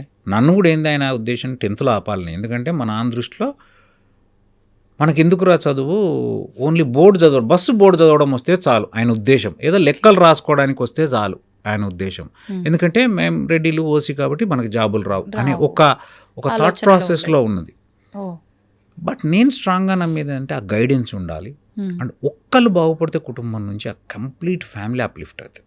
ఇప్పుడు ఫాదర్ ఆలోచన అలా ఉంది, మరి మీరు ఇలా చదవటానికి ఈ స్టేజ్కి రావడానికి కారణం ఏమో అండి. నాకు చిన్నప్పటి నుంచి నేను అన్ని పనులు చేస్తాను, ఇంట్లో అన్నీ చేసుకుంటూ మా నాన్న ఒక స్టేజ్లో, అంటే I'm not blaming any one, ఎప్పుడన్నా బుక్ పట్టి చదివితే కూడా వీడు పని తప్పించుకోవడానికి పుస్తకం పట్టుకుంటున్నాను, తిట్టేవాడు, కొట్టేవాడు. That's okay. అట్లాంటి పరిస్థితుల్లో కూడా మరి ఏం సరస్వతి కటాక్షం ఏంటో నాకు చదువుకోవాలనేది ఉండేది. చిన్నప్పటి నుంచి పెద్దగా నేను ఏం చదవకపోతున్నాను, క్లాస్ ఫస్ట్ వచ్చేవాడిని, అందరు ఎంకరేజ్ చేసి తోపు అనడం, ఏదో తెలియంది నాలో ఏదో ఉందని కొంచెం భావన. సో మెల్లగా కన్విన్స్ చేసి ఇంటర్మీడియట్ చేయగలిగినాను. సో ఏదో స్కూల్ టీచర్ అన్న కానాను ఒక ఆశ. సో అట్లా మెల్లగా నాకు తెలియకుండా నేనే వేసుకున్న దారి అండి. నాకు ఎవరు గిది చేస్తే గిది అవుతుందని చెప్పలేదు. ఎంసెట్ అనేది ఒకటి ఉంటుందని తెలుసుకున్నాను ఒక స్కూల్ టీచర్ ద్వారా. దెన్ ఆ ఎంసెట్ రాస్తే ఇట్లా ఉంటాయట అని తెలుసుకున్నాను. సో ఫస్ట్ టైం 1159 ర్యాంక్ వచ్చినప్పుడు ప్రైవేట్ కాలేజీలో వచ్చింది ఎంబీబీఎస్. అప్పుడు మమతా ఉండేది 1159. ఆ 1159కి 20,000 కడితే నాకు ఎంబీబీఎస్ సీట్ వస్తుంది. కానీ ఆ 20,000 లేక మళ్ళీ వెటర్నరీలో జాయిన్ అయ్యి మళ్ళీ రాస్తే 259 ర్యాంక్ వచ్చింది. సో అట్లా మనకి ఎవరు చెప్పేవాళ్ళు ఏం లేదు. పాపం మా పెద్దన్న నేను ఎక్కడన్నా పోతే ఇట్లా అంటే వచ్చేవాడు అంతే తప్ప వాళ్ళకు ఏం చేయాలో తెలియదు మనకి. సో ఏం తెలియదు, ఎవరికి ఏం తెలియదు. నేనే జనాలను చూసి ప్రతిదీ ఈ రోజు వరకు, మేము ఎంబీబీఎస్ హైదరాబాద్లో గాంధీ మెడికల్ కాలేజ్ చదువుతున్నప్పుడు నాకు తెలిసిన ఒక వ్యక్తిగానో కుటుంబంగానే హైదరాబాద్లో లేదు. మాకు సెలవు వస్తే నేను హాస్టల్లో ఉండాల్సిందే తప్ప ఇక్కడికి పోవడానికి లేదు. అట్లాంటి పరిస్థితి. సో అంటే మాకు తెలిసిన వాళ్ళు ఉంటే మేము ఆదిలాబాద్ డిస్టిక్ ఎప్పుడు, మాకు ఇక్కడ చుట్టాలు ఎందుకు ఉంటారు, ఎవడు ఉంటాడు, మాకంతా హైదరాబాద్లో ఉండే స్థాయి ఉన్నోడు మాకు ఎందుకు చుట్టం అవుతాడు, గాట్ ఇట్, ఎందుకు మాకు పరిచయాలు ఉంటాయి. సో అట్లా మనంతలో మనమే ఆలోచన చేసుకొని ధైర్యం చేసి ఫస్ట్ ఆఫ్ ఆల్ ఎంబీబీఎస్ కాగా నేను ఆపొచ్చండి, తెలియక మా అమ్మ నాన్నలు ఆపేయచ్చుగా, జాబ్ చేయొచ్చుగా అన్నప్పుడు ఎన్నో ఉన్నాయి. ఎంఎస్ తర్వాత ఆపొచ్చండి, no I want to do అని సూపర్ స్పెషాలిటీ దాకా చదివి. నిజంగా ఇప్పుడు మీకు అనిపించింది, మీరు అలా ధైర్యం చేసి ముందుకెళ్ళారు, నిజంగా అది మీకు అదృష్టం అనుకోవాలో, భగవంతుడి సహకారం మీకు ఉందని. పెళ్ళి అయిన తర్వాత నా వైఫ్ పాపం నేనేదనుకుంటే అది నమ్మి నాతో పాటు సింగిల్ రూమ్లో ఉండడము, కింద పడుకోవడము, ఒక్క బాత్రూమ్ బయట బాత్రూమ్లలో అంటే ఎన్నిటికి కూడా she tolerated. That is all. అవన్నీ కూడా బ్లెస్సింగ్స్ లాగానే కౌంట్ చేస్తారు. సో దానివల్ల I could do complete MS, complete MCh from prestigious institutes. So నాకు అదొక డ్రీమ్ అండి, సూపర్ స్పెషాలిటీ చదవాలి. సర్జరీ అంటే చాలా ప్రాణం, అందులో జిఐ సర్జరీ చదవాలి, దాంట్లో ఎక్సెల్ కావాలి. ఇప్పుడు అడ్వాన్స్ ల్యాప్రోస్కోపిక్ సర్జరీ, ల్యాబ్ విప్పుల్ సెప్టెక్టమీ లాంటివి కూడా చేస్తుంటాను నేను. అంటే ఆడదాకా పోవడానికి ఆ ఓపిక పట్టాలి కదండి. 35 years అప్పుడు 2 పిల్లలు పుట్టిన తర్వాత ఎగ్జామ్స్ రాయాలి, పాస్ కావాలి, చదువుకోవాలి. అప్పటిదాకా 10-20 వేలు స్టైఫండ్ వస్తుంది. ఓకే. కుటుంబం నడవాలి, అప్పు చేసి చదువుకోవాలి. ఎంబీబీఎస్ అప్పు చేసి చదువుకున్నా, ఎంఎస్ అప్పు చేసి చదువుకున్నా, ఎంసీఏ అన్ని గవర్నమెంటే. ఐ మీన్ ఎక్కడ నేనేం ప్రైవేట్లో చదవలేదు, బట్ స్టిల్ ఖర్చులు అయితే ఉంటాయి. ఇద్దరు పిల్లలు, ఫ్యామిలీ అన్న రెస్పాన్సిబిలిటీస్ మధ్య చదవడం అన్నదే అసలు నిజంగా చాలా గ్రేట్. ఆలోచన అనేది స్టడీ పైకి వెళ్ళదు కదా సార్. ఇప్పుడు నా దగ్గర సూపర్ స్పెషాలిటీ సీట్ ఉందండి, GA surgery. I'm teacher for them. ఈరోజు నా students first student is writing exam. వాడు ఏజ్ 34 or 35, వాడికి ఇద్దరు పిల్లలు ఉన్నారు. ఈరోజు పొద్దున ఫోన్ చేసి ఆల్ ది బెస్ట్ నాన్న అని చెప్తుంటే అంటే ఇక మా డాక్టర్స్ సూపర్ స్పెషాలిటీ చదవాలంటే తప్పదండి. అంతే, ఎవరి జర్నీ అయినా అంతే. కొంచెం బ్యాక్గ్రౌండ్ ఉండి, ఫైనాన్షియల్ స్టెబిలిటీ ఉండి, ఎటువంటి ప్రెషర్ లేకపోతే నిజంగా స్మూత్ అని అవుతుంది. మా లాంటి వాళ్ళకి ఇంకా ఏమీ తెలియదు, పైసలు లేవు, ఇదాలంటే ఇదాలి.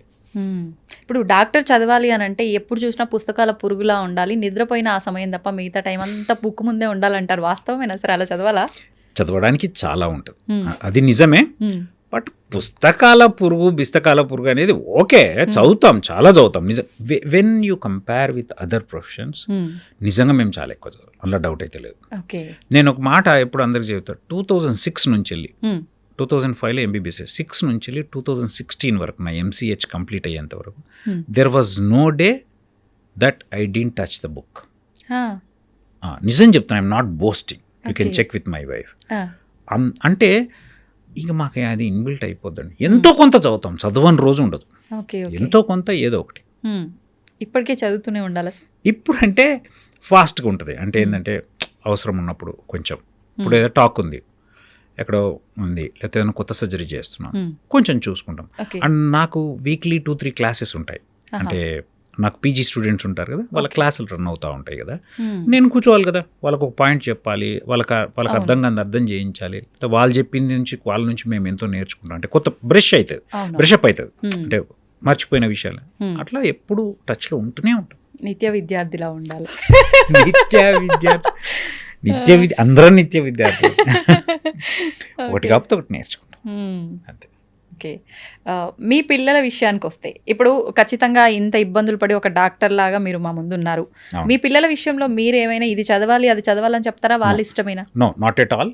ఇప్పటి వరకు ఎప్పుడు చెప్పలేదు. కానీ సంహో నా పెద్ద కూతురికి మెడిసిన్ చేయాలనే ఇంట్రెస్ట్, సర్జరీ చేయాలని ఇంట్రెస్ట్, అందులో జిఏ సర్జనే కావాలని interest. I don't know why, ఎందుకు అనిపించిందో. చిన్న పాపకు మాత్రం she wants to go to, అంటే ఇప్పుడు చిన్నది 6th క్లాస్, ఏదో ఐఏఎస్ అంటుంటుంది, బట్ ఐ డోంట్ నో. ఇద్దరు చిన్నపిల్లలే, నేనేం ఇన్సిస్ట్ చేయను. 2 విషయాలండి, నేను నిన్ననే మా వైఫ్తో మాట్లాడుతున్నాను, చదువు, పెళ్ళి, ఈ 2 విషయాలు మాత్రం ఖచ్చితంగా వాళ్ళ ఇష్టానికి వదిలేయాలి. మనకు నచ్చని ఒక షర్ట్ కొంటేనే వేసుకోవడం ఇష్టం ఉండదు, అట్లాంటిది అది వాళ్ళ జీవితాంతం ఉండే ఈ 2. కరెక్టే అంటారా సార్ వాళ్ళకి నిర్ణయాన్ని వదిలేయటం? అంటే గైడ్ చేద్దాం, ఆప్షన్స్ చూపిద్దాం, మంచి చెడు చెప్దాం, ఆప్షన్స్ చూపిద్దాం, మంచి చెడు చెప్దాం, గైడ్ చేద్దాం. కానీ నిజంగా if they want let them do. చెడ్డదైతే చేయరు కదా, ఉన్న దాంట్లో నీకు నచ్చంది వాళ్ళకి నచ్చింది చేస్తారేమో. కాకపోతే మంచి చెడు చెప్తాం, దీంట్లో ఇది బాగుంటుంది, ఇది బాగుంటుంది, ఇది కష్టం ఉంటుంది, సుఖం ఉంటుంది, మనకు తోచినంత, లేకపోతే ఎక్స్పర్ట్ దగ్గరికి తీసుకుపోయి చెప్పిస్తాం అంతే కదా.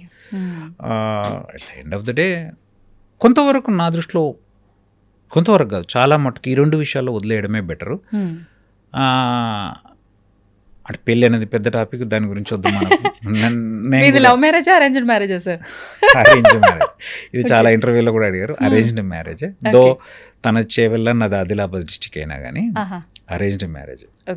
వాళ్ళన్న నా ఫ్రెండ్, అట్లా కుదిరిపోయి వాడికి నేను నచ్చి వాళ్ళ చెల్లెనిచ్చాడు. ఈజ్ ఎ లాయర్ యాక్చువల్గా, హైకోర్టులో లా. అప్పుడు వాళ్ళు లా చదువుతున్నప్పుడు ఒక కామన్ ఫ్రెండ్ ద్వారా ఊకే నాకు ఎంబీబీఎస్ గాంధీ మెడికల్ కాలేజ్ హాస్టల్కి వచ్చేవాడు. సో ఎందుకో నచ్చిన, నాలో ఉన్న గాలితనం నచ్చిందో ఏం నచ్చిందో I don't know. As a student what he liked I don't know. He only proposed. Then మాలాంటి వ్యవసాయ కుటుంబం, కంప్లీట్ వ్యవసాయ కుటుంబం, నాకు అది ఫస్ట్ నుంచి ఉండింది. ఎందుకంటే నా ఫ్యామిలీని అర్థం చేసుకోవాలి, అన్ఎడ్యుకేటెడ్ అండ్ చిన్న బ్యాక్గ్రౌండ్ కదా, అంటే అట్లాంటి with God's grace 2 good family, 2 good girl, I'm blessed. మీరు అనుకునే అలా జరిగిపోతున్నాయి అయితే. ఏమో దేవుడు. ఓకే, ఇప్పుడు మొత్తానికైతే ఇప్పుడు హెల్త్ గురించి మాకు కొన్ని ఐడియాస్ ఇచ్చారు, జాగ్రత్తలు చెప్పారు. మీ ఫ్యామిలీని ఆదర్శంగా తీసుకుంటే మా అందరికీ ఒక మంచి ఎలా వెళ్ళాలి అనే ఒక దారి అనేది అర్థమైపోతుంది మీ మాటల్ని బట్టి. ఫైనల్గా ఆరోగ్యం విషయంలో కానీ ఫ్యామిలీస్ ఈ మీరు అన్నట్టుగా ఈ ఆత్మీయ సంబంధాల విషయంలో మన ప్రేక్షకులందరికీ ఒక మాట చెప్పాలి అంటే ఏం చెప్తారు సార్? ఏం లేదండి, ఫస్ట్ చాలా పాజిటివిజం అయితే ఉండాలి. ఇప్పుడు పొద్దున్న లేస్తే వాట్సాప్లలో దాంట్లో ఎవరిని నమ్మకు, వీడిని నమ్మకు, వాడిని నమ్మకు, నిన్ను నువ్వే నమ్మకు, ఈ మెసేజ్లు చాలా ఎక్కువైపోయినాయండి. సో ఫస్ట్ పాజిటివిజం ఉండాలి. ఫస్ట్ ఈ సొసైటీ, ప్రపంచం మంచిదని నమ్మాలి. నీ వైపు నుంచి నువ్వు ఆ ఎఫర్ట్ కూడా పెట్టాలి. సో ఆ పాజిటివిజం ఉండాలి. నీ పని నువ్వు చేసుకుంటూ నువ్వు ఏ రిలేషన్ అయినా, చాలాసార్లు చాలామంది చెప్పినట్టే నేను కూడా నమ్మేది అంటే రిలేషన్ అనేది ఒక చెట్టు లాంటిది. ఒక చెట్టు తీసుకొచ్చి పెట్టినాం, ఉత్తా పెడితే ఈరోజు నాకు విజిత గారు పరిచయం అయ్యారు, ఈరోజు ఇట్లా మర్చిపోతే మీరు కొద్ది రోజుల తర్వాత నన్ను మర్చిపోతారు, నేను మిమ్మల్ని. అప్పుడో ఇప్పుడో మీ ఇంట్లో ఫంక్షన్కో మా ఇంట్లో ఫంక్షన్కో మంచికో చెడుకో పలకరించుకోనో లేకపోతే మంచి జరిగినప్పుడు కంగ్రాచులేట్ చేస్తేనో అప్పుడు రిలేషన్ అనేది ఉంటుంది. సో అంటే ఏంది, నీళ్లు పోయాలి, చెడు ఎక్కడైనా కలుపు మొక్క ఏర్పడితే ఎప్పటిదప్పుడు తీసేయాలి. ఒక చిన్న పొరపొచ్చ ఆలోచనకి ఇమ్మీడియట్గా తీసేయాలి, ఎక్కడిదక్కడ మాట్లాడేసుకుని ఇది. లేదా అర్థం చేసుకునేంతసేపు అర్థం చేసుకున్నాలి, తప్పదు. ఇప్పుడు దగ్గర వాళ్ళు ఇంతే, దీనివల్ల నష్టమేం లేనప్పుడు సరే వాడు అంతే, నాకు నలుపు నచ్చితే వాడికి తెలుపు నచ్చింది, what's wrong in it, nothing కదా. సో ఆ చిన్న అండర్స్టాండింగ్ ఉండి ప్రతి మనిషిలో వీలైన కాడికి మంచి చూడడం. మనమేమో అందరం వివేకానందులంగాము, పొద్దున్న లేసా విమలాకర్కి నచ్చనోళ్ళే ఉండరని నేను అన్నాను, బట్ స్టిల్ చూసి అండ్ ప్లీజ్ సారీ అనే అక్షరాలను అనే వాటిని నమ్ముతూ హంబుల్గా ఉంటే వీలైన కాడికి మనం హ్యాపీగా ఉంటాం, వీలైనంత ఎక్కువ ప్రపంచాన్ని హ్యాపీగా ఉంచుతాం. బేసికల్గా హ్యూమన్ రిలేషన్స్ లేకుండా, లవ్ లేకుండా ఎప్పటికీ హ్యాపీగా ఉండలేమండి. నేనైతే నన్ను ఎవరిని అడిగితే ఏంది అసలు నీకు పెద్ద ఆస్తి అంటే నాకైతే హ్యూమన్ రిలేషన్స్, నా చుట్టూండే ప్రపంచమే. అది ఫ్రెండ్స్ కావచ్చు, టీమ్ కావచ్చు, ఫ్యామిలీ కావచ్చు, ఎవరైనా కావచ్చు, నా హాస్పిటల్ కావచ్చు, ఎవరైనా కావచ్చు. గుడ్ హ్యూమన్ రిలేషన్స్ ఉంటే అదానికి పాజిటివిజం ఉండాలి, ఖచ్చితంగా ఉండాలి. పొద్దుగోకులు వాడే నాకు చేయాలా, లేదా వాడే నన్ను మెత్తుకోవాలా, రోజు నన్ను మొయ్యాలి అంటే కాదు. అన్కండిషనల్గా కంపారిజన్ లేకుండా, ఎక్స్పెక్టేషన్ లేకుండా నేను మీకు ఇవ్వాలనుకోవాలా, మీరు నాకు ఇవ్వాలి, అట్లాంటి రిలేషన్స్ని పెంచుకోవాలి. ఇక ఈ దారిలో కొన్నిసార్లు మనకు అస్సలే సూట్ కాని పర్సనాలిటీ వచ్చింది, గివ్ టైం, ఎక్స్ప్లెయిన్ అండ్ అర్థం చేసుకో. కుదరలేదు, దూరం ఉండు, నువ్వు దూరం, అంతేగాని హేట్రెడ్ పోయి. అండ్ బ్యాలెన్స్డ్ లైఫ్, అన్నిటికీ మించి బ్యాలెన్స్డ్ లైఫ్. నేను చాలామంది ఎస్పెషల్లీ జిఐ సర్జన్స్ని అంటే డాక్టర్లే అట్లా చాలా మట్టుకు, I'm sorry to say negativism అని కదా, వెరీ కాంపిటేటివ్ మెంటాలిటీ అండి. వాళ్ళకు ఎంబీబీఎస్, ఎంఎస్, ఎంసీహెచ్ అయిపోయి 15-20 ఏళ్ళ ప్రాక్టీస్ ఉండి కూడా స్టిల్ అమ్మో వానికి నాకంటే మంచి సర్జరీ అవ్వచ్చు, లేకపోతే వాడు నాకంటే ఎక్కువ నంబర్ చేస్తున్నాడు, లేకపోతే ఇంకా ఎంత కాంపిటేటివ్ స్పిరిట్, వాడు ఆ తప్పు చేశాడు, వీడి ఈ తప్పు. అసలు ఎందుకురా నాయన, నీ పని నువ్వు చేసుకో, ఎత్తి చూపిస్తారు ఎదుటి వాళ్ళ తప్పు. అంటే ఎందుకంటే నువ్వు నీ పని నువ్వు చేసుకో, be happy with whatever you are. And ఆ మిగతా టైంని నీ పర్సనాలిటీకి డెవలప్, అంటే నీ పర్సనల్ లైఫ్, ఒక బుక్ చదువు, ఒక బుక్ రాయి, ఒక పాట పాడు, ఒక ఆట ఆడు, ఒక డాన్స్ చెయ్యు, ఇంకో ఫ్రెండ్ని పోయి కలు, అంత కూర్చో, ఛాయ్ తాగు, తిను, ఇంకోటి చేయు. అవునా కదా? నీ ఫ్యామిలీని చూసుకో, లేకపోతే సొసైటీకి ఏమన్నా చెయ్యు. విమలాకర్ రెడ్డి తప్పు సర్జరీ చేశాడా, ఇంకోటి సర్జరీ, ఎందుకురా నాయన నీకు, అవునా కదా? So they take profession very seriously. It's a part of life అండి.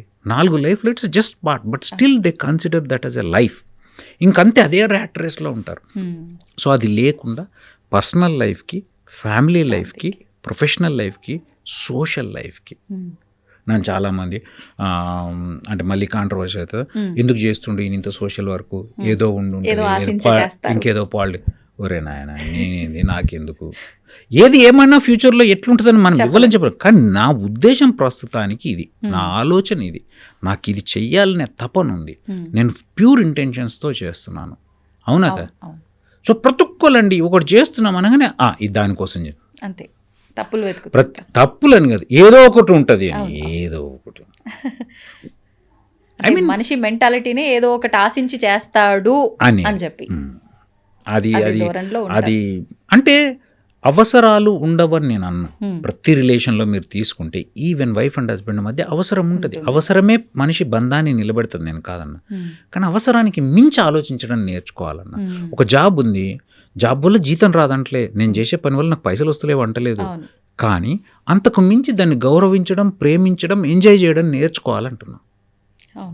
పైసలు ఉంటాయి, that is not the end product, that is a by product. Money is a by product. మనకి ఇప్పుడు ఏదైతే మనం ఏదన్నా ఒక పని చేస్తున్నప్పుడు నాకు ఇప్పుడు చేస్తున్న కుంజర వల్ల ఒక ఆత్మసంతృప్తి, లేకపోతే నాకు ఒక మనిషితో ఉన్న రిలేషన్ వల్ల ఆత్మసంతృప్తి, దానివల్ల బై ప్రోడక్ట్ అది డబ్బు కావచ్చు, లేకపోతే ఇంకోటి కావచ్చు, ఇంకోటి కావచ్చు, రావచ్చు, కాదని నేను అనట్లేదు. So it's not end product.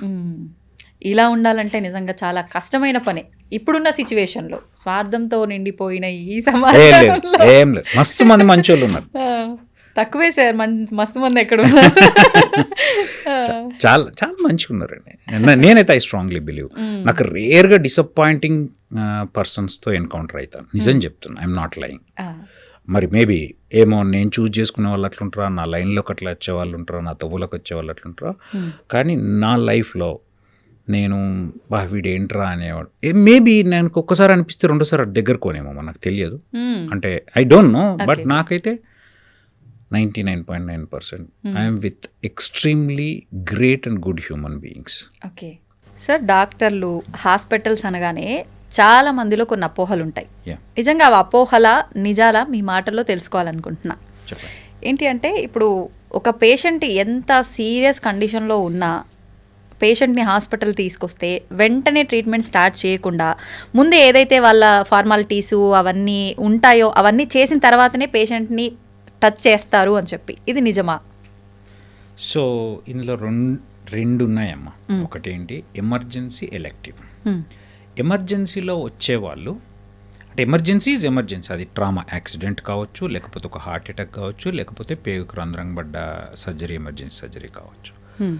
So ఆ పేషెంట్ ఎమర్జెన్సీలో వచ్చినప్పుడు నిజంగా అది ఎమర్జెన్సీ అనుకుంటే ఎమర్జెన్సీ ప్రొసీజర్ చేయాల్సి ఉంటే అది ఎక్స్ప్లెయిన్ చేస్తారు. కానీ మీరు ఒక్కటి గమనిస్తే బయటికి వచ్చి డాక్టర్ దేవుడు అనేవాళ్ళు ఉన్నారు, డాక్టర్ దయ్యం అనేవాళ్ళు ఉన్నారు, డౌట్ లేదు.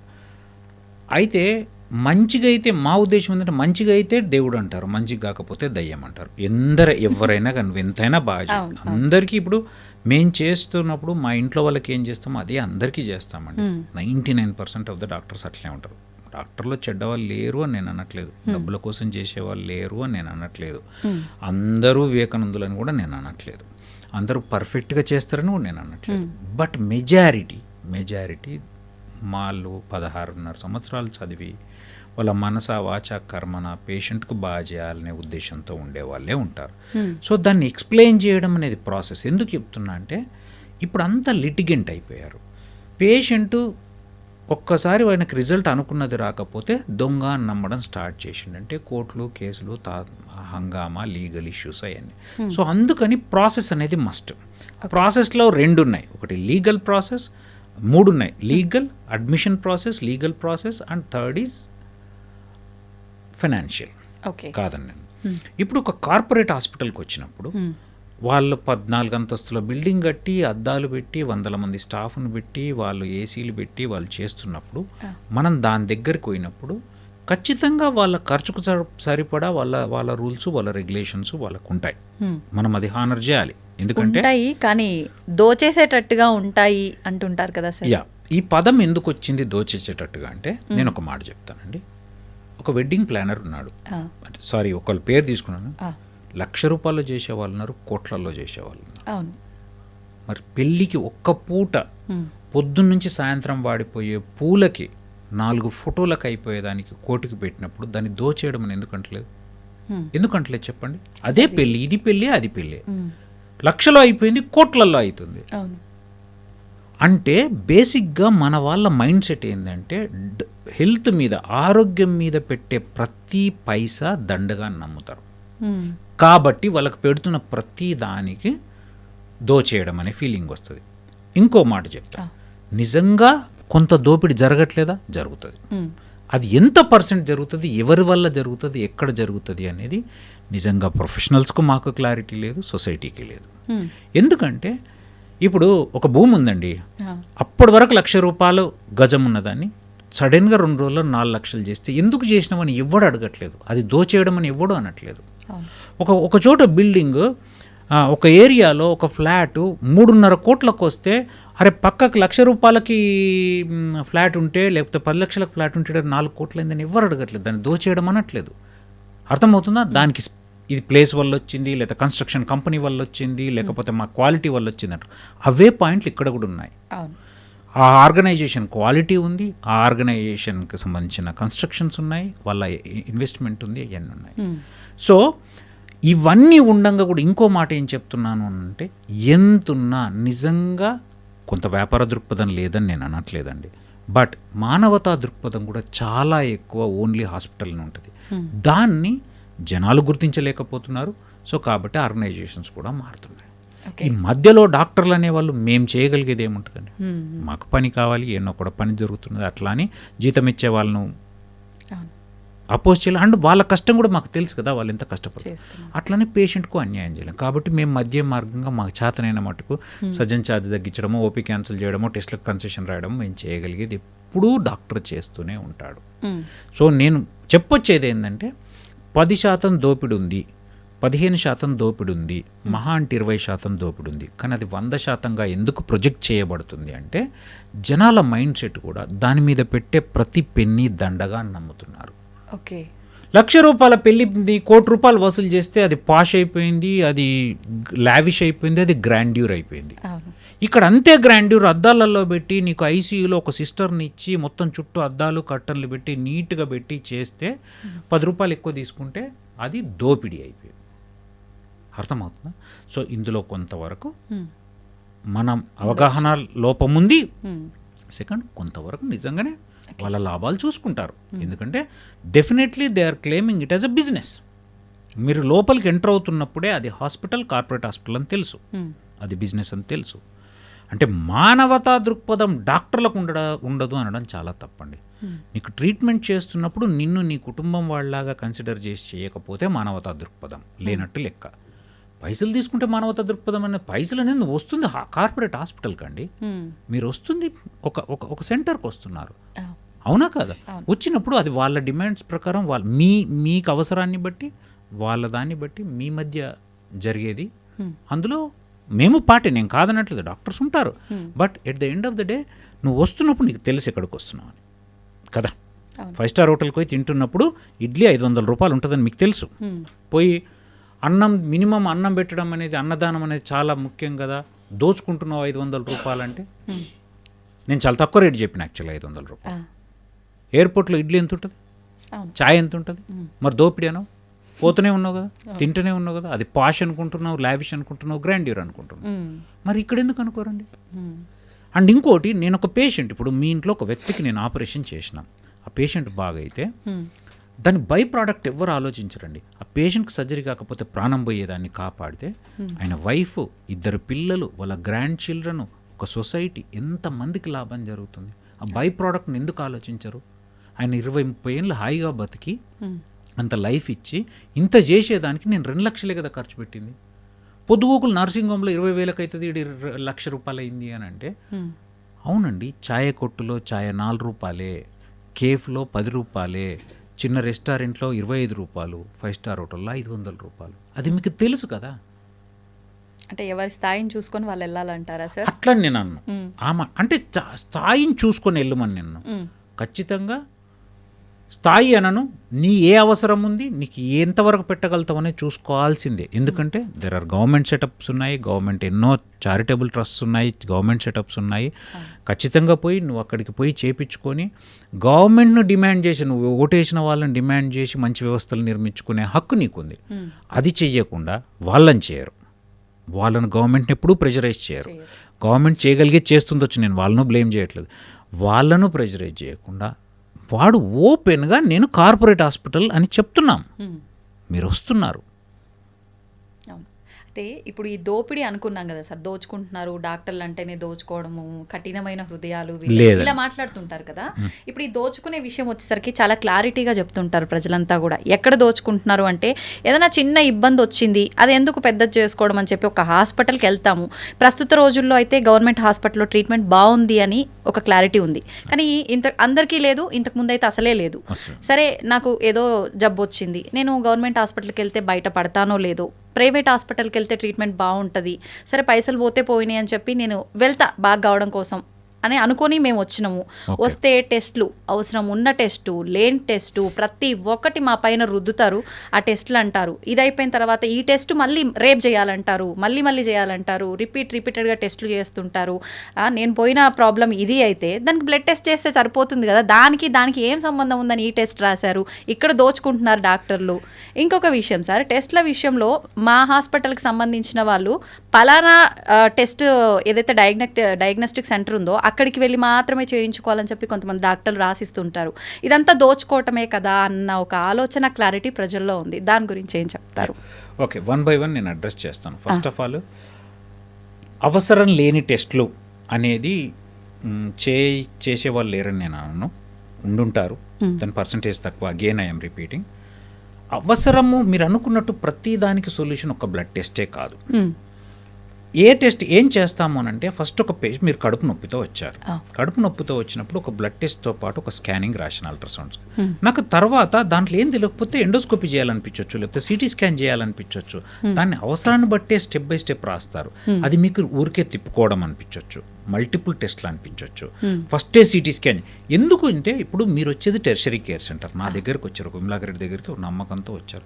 నేను at the end of the day ఇన్ని రోజులు మీ సఫరింగ్కి నేను కారణం కనుక్కోవాలని అట్లా నేను పతుకొడికి రాగానే సిటీ స్కాన్లో పెట్ స్కాన్లో రాసేయలేను.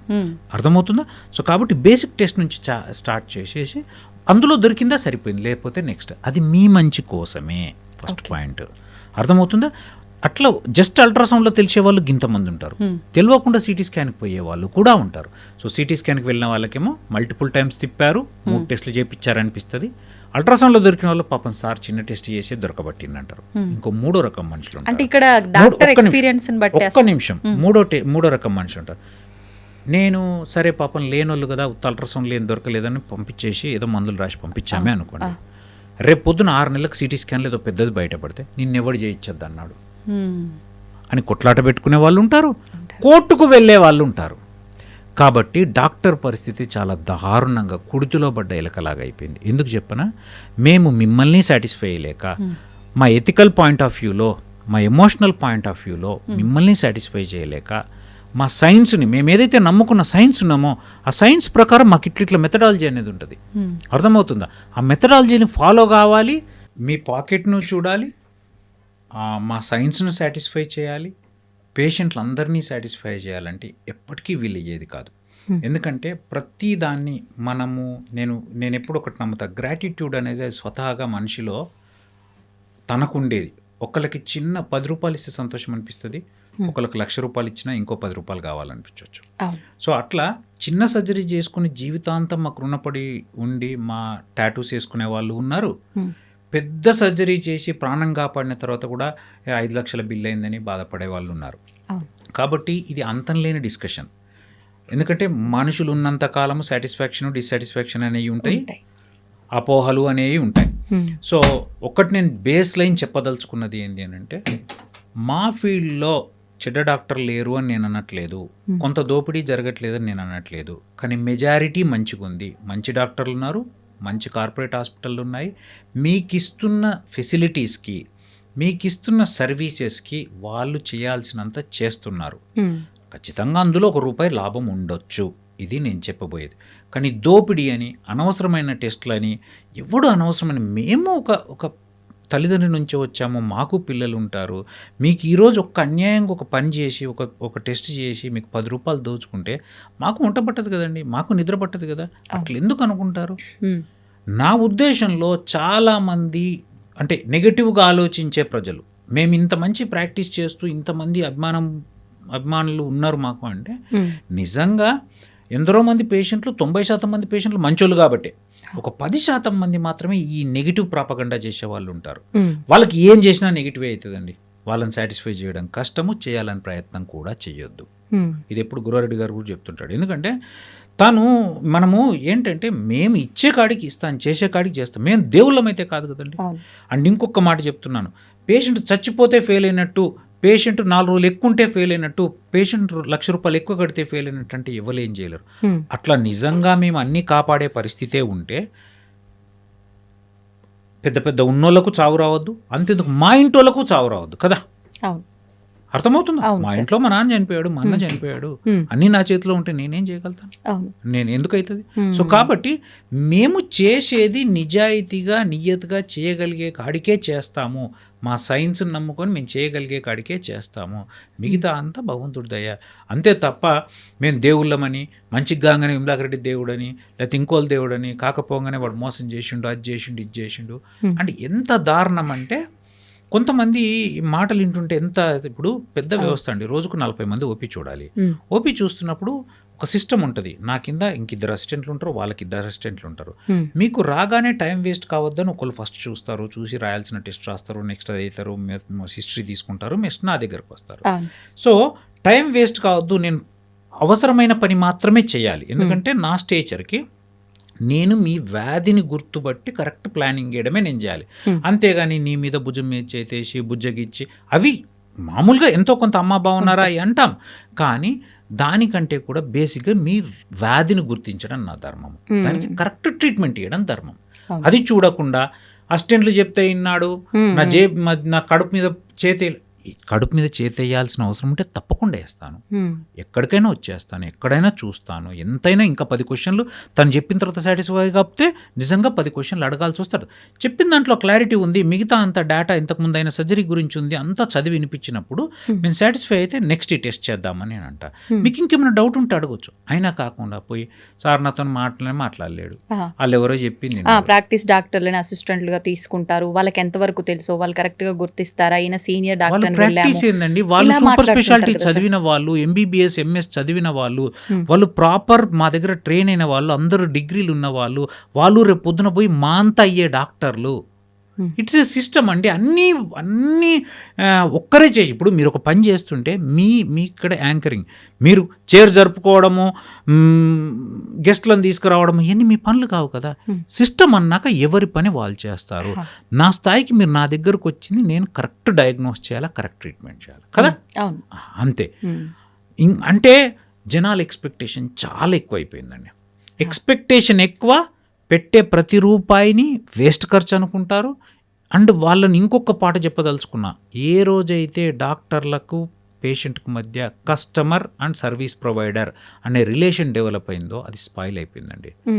సో మేము కూడా కన్జ్యూమర్ కోర్టులోకి వస్తాం, అర్థమవుతుందా? సో అంటే కన్జ్యూమర్ కోర్ట్ అంటే అర్థమైంది, I'm a service provider, your a patient, your a customer. So అట్లాంటి రిలేషన్ వచ్చినప్పుడు కోర్టులోనేమో కస్టమర్ సర్వీస్ ప్రొవైడర్ అంటారు, ఈడికి రాగానే నువ్వు దేవుడివి, మానవతా దృక్పథం ఉండాలా, నువ్వు రూపాయి తీసుకోకుండా చేయాలంటే అట్లా ఎట్లయితే మరి అక్కడ ఎందుకు కొట్లాడరు? నిజంగా చెప్పండి, 1000 మందికి సర్జరీలు జరిగితే ఎంతమంది ప్రాణాలు పోతారు? 1-2. మరి ఇంత 99% ఎందుకు చూడరు? ఎందుకు అసలు డాక్టర్లన్నా, డాక్టర్ వ్యవస్థ అన్నా, అండ్ అంటే వైద్య వ్యవస్థ అన్నా అంత నెగిటివిజం ఉంటే ఎవరేం చేయలేరు. మరి వాళ్ళ వల్ల బతికిన వాళ్ళు ఎందరో మంది ఉన్నారు కదా.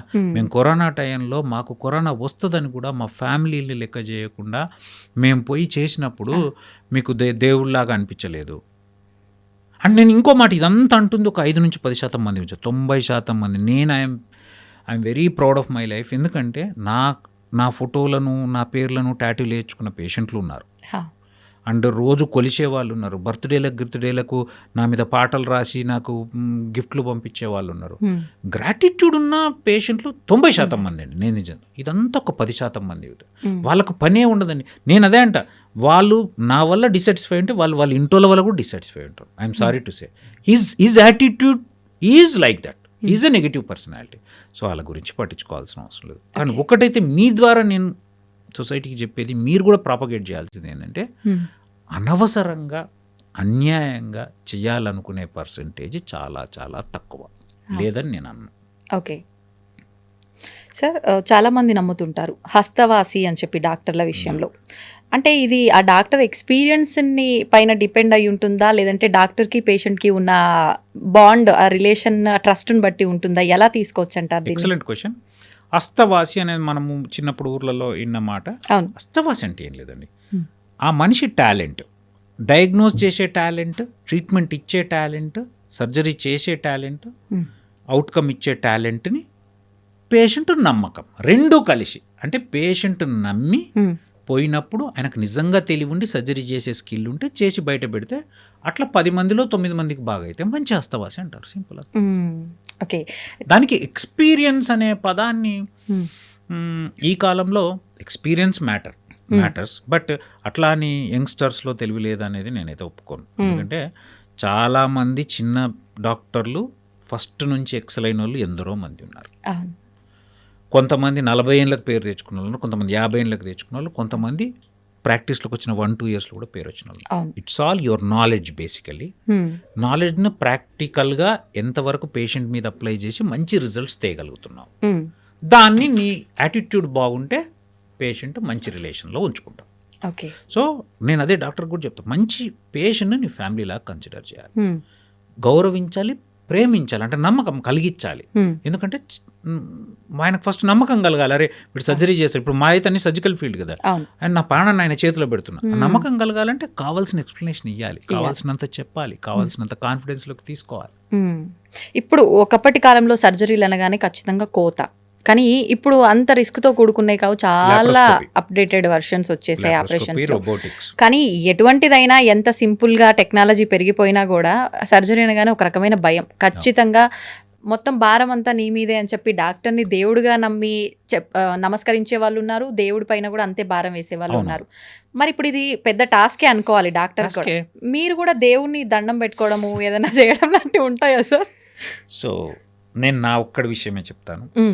నేను కేసు కోతున్నప్పుడు దండకం పెట్టుకోవడం అట్లాంటివి ఎప్పుడు చేయనండి. ఇట్ డజంట్ మీన్ నేను దేవుడు లేడు అని నమ్మను. నేను నమ్మే ఏకైక సిద్ధాంతం ఏంటంటే ఈ ప్రపంచంలో ఏదో ఒక శక్తి ఉంది, ఆ శక్తి ప్రపంచాన్ని నడుపుతుంది. దాని పేరు మీరు దేవుడు అంటారా ఇంకోటి అంటారా నాకు తెలియదు. సో పొద్దున స్నానం చేసిన తర్వాత పోయి ఒక 3 భగవద్గీత శ్లోకాలు చదువుకొని బయటకు వస్తాను. ఇంకా ఆ తర్వాత నేను ఇంకా ఆయన మీద భారం మరి పొద్దునే వేస్తానేమో నాకు తెలియదు, ప్రతిక్షణం అయితే వేయను. నేను అన్నిటినీ, అంటే సైన్స్ నమ్ముతా, నా డెడికేషన్ నమ్ముతా, నా హార్డ్ వర్క్ నమ్ముతా, టీం వర్క్ నమ్ముతా. మనం అన్నిటితో పాటు ఖచ్చితంగా ఆయన దేవుడి దయ ఉండాలి. అది మనం రోజు పొద్దున నువ్వు ఉన్నావు నాయనా, నేనంట నువ్వు నాకు ఈ జీవితాన్ని ఇచ్చినందుకు కృతజ్ఞుడిని అని చెప్తాను అంతే. ఇది నేను నమ్మేది. ఇక ప్రతొక్కరు పోయి దేవుడు ప్రతి సర్జరీ ముందు పూజ చేస్తారా అంటే ఐ డోంట్ థింక్ సో. చాలామంది డాక్టర్లు 85% ఆఫ్ ద డాక్టర్స్ నాలాగే ఉంటారు. They believe in some super power అంతే తప్ప పర్టికులర్ ఈ గాడ్ అంటే ఇష్టం, ఆ గాడ్ అంటే ఇష్టం, పోయి రిచువల్స్ చేయడము అట్లా యూజువల్గా ఉండారు. ఎందుకంటే మేము ఎందుకు ఆ సూపర్ పవర్ నమ్ముతామంటే ఎన్నోసార్లు మేము ఎంతో కష్టపడి చేసిన, కొన్నిసార్లు కష్టపడి చేసిన రిజల్ట్ అంత బాగుండకపోవచ్చు, కొన్నిసార్లు ఇది బాగా కాదు అనుకున్న మంచిగానే ఉంటాయి. అంటే మేము ఇంకోటి ఈ మానవ శరీరాన్ని మేము అబ్జర్వ్ చేస్తుంటాము, దాంట్లో జరిగేదంతా చూస్తే నిజంగా it's a great creation. So అందువల్ల మేము ఆ సూపర్ పవర్ను నమ్ముతాం. ఇంకా రోజు ఎందుకు ప్రతిక్షణం ఎందుకు టార్చర్ పెట్టము అని అంటే మాకు సైన్స్ కూడా తెలుసు కాబట్టి ప్రతిదీ దాంతోనే కాదు, మన ప్రయత్నం చేసిన తర్వాతనే ఆయన సపోర్ట్ ఉంటుందని నమ్ముతాం కాబట్టి మా ప్రయత్నం మీద మేము కాన్సన్ట్రేట్ చేస్తాం. అయితే సార్ ఇప్పుడు కొంత ఎక్స్పీరియన్స్ వచ్చింది అనగానే వాళ్ళు ఒక పర్టికులర్ హాస్పిటల్లో చేస్తున్నారు అనగానే సపరేట్గా క్లినిక్ పెట్టుకోవడం కానీ, ఆ హాస్పిటల్ నుంచి ఇంకో హాస్పిటల్కి వెళ్ళడం కానీ ఇలా జరుగుతూ ఉంటాయి. కానీ మీరు చూస్తే కిమ్స్ సన్షైన్ హాస్పిటల్లో గత 9 సంవత్సరాలుగా అక్కడే ఉండి చేస్తున్నారు, సేవలు అందిస్తున్నారు. ఎందుకని అక్కడ నుంచి బయటకు ఎందుకు రాలే? ఆ హాస్పిటల్తో మీకు ఏమైనా అనుబంధం ఉందా, లేదంటే గురువారెడ్డి సార్తో ఏమైనా అనుబంధం ఉందా, లేకపోతే ఓసి ఇద్దరు రెడ్డిస్ అనగానే ప్రతి ఒక్కరిలో వచ్చే ఆలోచన రిలేటివ్స్ ఏమో అని చెప్పి అలాంటిది ఏమైనా ఉందా? ఫస్ట్ పాయింట్, గురువారెడ్డి గారు నాకు చుట్టం కాదు. ఫస్ట్ పాయింట్, చాలా మంది అంటారు గురువారెడ్డికి నేను కొడుకులాగా అని చాలా మంది అంటుంటారు, బట్ గురువారెడ్డి నాకు నిజాయితీ చెప్పాలంటే ఒక సంవత్సరంలో ఒక 2 నిమిషాలు కూడా నాతో ఆయన కలిసి మాట్లాడేది ఉండదు. అంటే అంత అంటే బట్ Busy వీ గా. Have a very good relation. I have lot of respect. I consider him as like my God father and all. But అంటే నేనన్న మీరన్న చుట్టము అనే దానికి చెప్పొస్తున్నా. డెఫినెట్గా ఎందుకున్నా అనేది చాలా మంది అడుగుతారు. మీరే కాదు బయట కూడా వేరే హాస్పిటల్కి రమ్మని హాస్పిటల్లో అడగడం కావచ్చు, లేకపోతే వేరే హాస్పిటలే స్టార్ట్ చేయమని అడిగేవాళ్ళు. బట్ నాకేంటంటే ఒక డాక్టర్గా నేను వచ్చిన నా బ్యాక్గ్రౌండ్కి నాకు 2 కావాలి. నాకు ఫ్రీడమ్ కావాలి. మీరు అన్నారే ఆ దోపిడీలో నేను పాటు కాకుండా ఉండాలి. సెకండ్ ఏంటి అని అంటే ఎంతో కొంత గౌరవం కావాలి. అది నాకు సన్షైన్లో ఉంది. ఇప్పుడైనా కిమ్ సన్షైన్ అయింది. ఒకప్పుడు సన్షైన్ లాగా ఉన్నప్పుడు కూడా అది ఆర్థోపెడిక్ హాస్పిటల్ అయినా నేను జిఐ సర్జరీ డిపార్ట్మెంట్ ఒక్కడిగా స్టార్ట్ చేసి ఇప్పుడు 11 మందితో ఒక పెద్ద డిపార్ట్మెంట్ బిల్డ్ చేసి అపెండిక్స్ నుంచి లివర్ ట్రాన్స్ప్లాంట్లు చేసే స్థాయికి, ట్రైనింగ్ ఇచ్చే స్థాయికి, పబ్లికేషన్లు చేసే స్థాయికి తీసుకెళ్ళాను. సో దానికి నాకు ఉన్న కంఫర్ట్, నాకు వాళ్ళు స్పెషల్గా నాకు మార్కెటింగ్ చేసో లేకపోతే నన్ను ఎత్తుకోనో ఏదో చేసిర్రా నేను అక్కడ ఉండలేదు. నేను ఏం చేసి నేను ఎదుగుతూ నేను కష్టపడుతూ ముందుకు పోతే నన్ను ఎవరు ఆపలేదు. సో ఆ కంఫర్ట్ కోసం అండ్ ఖచ్చితంగా ఆ గౌరవం ఉంది. సో అందుకే కష్టాల్లో ఉన్నప్పుడు కూడా అంటే హాస్పిటల్ ఇబ్బందుల్లో ఉన్నప్పుడు కూడా ఎట్లాంటి పరిస్థితులైనా నేను హాస్పిటల్తోనే ఉన్నాను. ఏ రోజు హాస్పిటల్కి ఇబ్బంది కలిగనియలే. నాకు డెఫినెట్గా హాస్పిటల్ స్పెషల్ ప్రివిలేజెస్ ఇవ్వకపోయినా కష్టపెట్టలేదు. సో కాబట్టి నేను I have lot of respect towards Guruva Reddy గారు. ఎందుకంటే నా ఒక్కడితో నాకు నేనంటే స్పెషల్గా అటాచ్మెంట్ ఏమి ఉండకపోయినా ఒక మంచి గౌరవం, అరే వీడు కష్టపడి పైకి వచ్చిండు అని ఒక ఫీలింగ్ తనకు ఎప్పుడు ఉంటుందని నేనైతే అనుకుంటా. బట్ స్పెషల్ ప్రివిలేజ్ అని అట్లా ఆయన అందరితో బాగుంటారు. అందరినీ మంచి ప్రేమగా చూస్తారు, అందరినీ ఇష్టపడతారు, అందరినీ కష్టపడే వాళ్ళను, కష్టపడి పనిచేసే వాళ్ళని ఎవరినైనా ఇష్టపడతారు. నాకు బేసిక్గా అక్కడ ఉన్న పాజిటివ్ వైబ్ అంటే ఇష్టం. నాలాగే సార్ కూడా పాజిటివిజం అంటే నమ్ముతాడు, మనిషి ప్రేమకి ఎక్కువ విలువిస్తాడు, హ్యుమానిటీకి ఎక్కువ విలువిస్తాడు. అండ్ సో అది నాకు ఫస్ట్ డే నుంచి వెళ్ళి నాకు బాగా నచ్చి, నేను ఎందుకో నాకు తెలియదు, నేను సూపర్ స్పెషల్ చదువుతున్నప్పుడు ఎందుకో నేను సన్షైన్లో కన్సల్టెంట్ అవుతా అని నాకు ఎందుకో ఊహకు వచ్చేది, ఎందుకో తెలియదు. I'm not boasting. అది మరి ఎందుకు మెటీరియలైజ్ అయిందే అంతే తప్ప నాకు ఆయన చుట్టమని కదా. ఇంకా లాస్ట్ మాట అన్నారు చాలా కాంట్రవర్షియల్ రెడ్డి, అట్లేమి ఉండదండి. మా స్థాయికి అసలు మేము అసలు అది గుర్తుకు కూడా ఉండదు, ఎప్పుడు అట్లా ఉండదు. అన్ని రకాల మనుషులు ఉంటారు, అందరూ ఉంటారు. మాకు గురువారెడ్డి సార్ అంటే చాలా గౌరవము, ప్రేమ, అభిమానం ఉంటుంది. ఆయనకు మేమంటే జస్ట్ ఒక కష్టపడి పనిచేసి పైకి వచ్చిన అబ్బాయిలాగా చూస్తారు. ఇంత రిలేషన్. మేము మమ్మల్ని ఇష్టపడి ఆయన ప్రేమించాలనుకుంటాం. బట్ ఆబ్వియస్లీ ఆయన ప్రపంచం పెద్దది కాబట్టి మనం చాలా చిన్న ఆయనకి, అంతే. ఓకే సార్, మామూలుగా మనకు కొంచెం స్ట్రెస్ ఉంటేనే పక్క మనిషితో మాట్లాడే విధానం ఆటోమేటిక్గా దురుసుగా ఉంటుంది. పీస్ఫుల్ మైండ్ లేకపోతే మాటలే సరిగ్గా మాట్లాడలే. అట్లాంటిది మీరు ఇంత బిజీ షెడ్యూల్లో ఉండి ఎన్నో రకాల బాధ్యతలు మీ పైన ఉండి కూడా పుస్తకాలు రాయటం, కవితలు రాయటం అనేది నిజంగా చాలా తక్కువ మంది చేస్తారు డాక్టర్ ప్రొఫెషన్లో ఉన్నవాళ్ళు. కానీ మీరు కవితలు రాస్తుంటారని చెప్పి విన్నాను. ఒక బుక్ రాశారు, అందులో ముందు మాటగా గురువారెడ్డి గారి మాటలు. ఎలా అనిపించింది సార్ మీకు రాయాలని? ఎందుకు లేదు, యాక్చువల్గా నేను కవితలు రాసి కవిత్వం రాసి అంత కవినని నేనైతే అనుకున్నాను. అందుకే దానికి ముందే టైటిల్ పెట్టాను, ఎవరు తప్పులించకుండా కవి రాయని కవితలు. సో బేసిక్గా తెలుగు మీడియం నుంచి వచ్చాను, తెలుగు మాత్రమే వచ్చు, ఇంగ్లీష్ అంతంత మాత్రం వచ్చు. అండ్ నాకు నిజంగా తెలుగు లిటరేచర్ అంటే చాలా ఇష్టం. ఇప్పటికీ బుక్స్ చదువుతూనే ఉంటాను. రెగ్యులర్ మీరు నా ఓపీకి వస్తే ఓపీ ముందర ఒక లైబ్రరీ ఉంటుంది, నా ఇంట్లో కూడా లైబ్రరీ ఉంటుంది. వీలైన కాడికి టైం దొరికినప్పుడల్లా ఎంతో కొంత. రీసెంట్గా నల్ల పిల్లన గ్రోవి అనే బుక్ను కంప్లీట్ చేశాను బై గూన్ల వెంకటనారాయణ అని ఒక యంగ్ రైటరు, ఆయన బుక్ కంప్లీట్ చేశాను. సో అట్లా నాకు బుక్స్ చదవడం ఇష్టం. ఆ తెలుగు చదువుతున్నప్పుడు ఆ ఫ్లేవర్ని నేను ఎంజాయ్ చేస్తాను. ఆ పదాలని అంటే దాన్ని ఏమంటే ఆ పదప్రయోగం, డిక్షన్ అంటారు, దాన్ని నేను ఎంజాయ్ చేస్తుంటాను.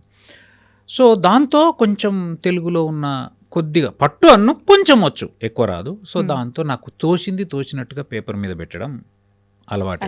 అట్లా కొన్ని రాసిన తర్వాత ఫస్ట్ నేను ఎంబీబీఎస్లో ఉన్నప్పుడు అడపా రాసేవాడిని.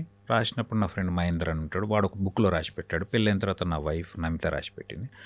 సో దాని తర్వాత ఒకరోజు నా కొలీగ్స్లో గౌరాంగ్ అని నా జూనియర్ ఉంటాడు, వాడికి ఎందుకో ఒక బుక్ లాగా చేయాలని ఒక ఫస్ట్ ఊరికే ఫోల్డర్ లాగా తీసుకొని వస్తే ఐ థాట్ ఒక బుక్కే ఇద్దామని వేసి గురువారెడ్డి సార్ పంపిస్తే గురువారెడ్డి సార్ నా ముందు మాట రాయడం జరిగింది. సో కానీ నాకు నిజంగా దానికి అంత విలువ ఉందనేది ఇప్పుడు కొన్ని వేల రీప్రింట్లు చేసినాం, ఇప్పటికీ ఒక 5,000 పైన బుక్కులు ప్రింట్ చేసినాము.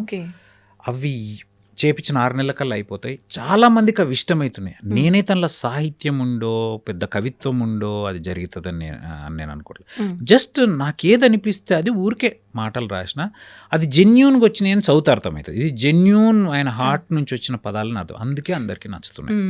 అలా పెద్ద సాహిత్యము పెద్ద కవిత్వము ఉంటే నేనేదో గొప్ప కవిని అని అయితే నేనైతే అనుకోను.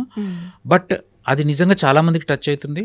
అండ్ ఈ మధ్య కూడా రాస్తున్నాయి, ఇంకా మళ్ళీ కొన్ని పైన మేబీ ఒక కొన్ని రోజుల తర్వాత ఇంకో బుక్ కూడా ప్రింట్ చేయిస్తానేమో. అది నాకు నిజంగా తెలుగు సాహిత్యం అంటే ఇష్టం.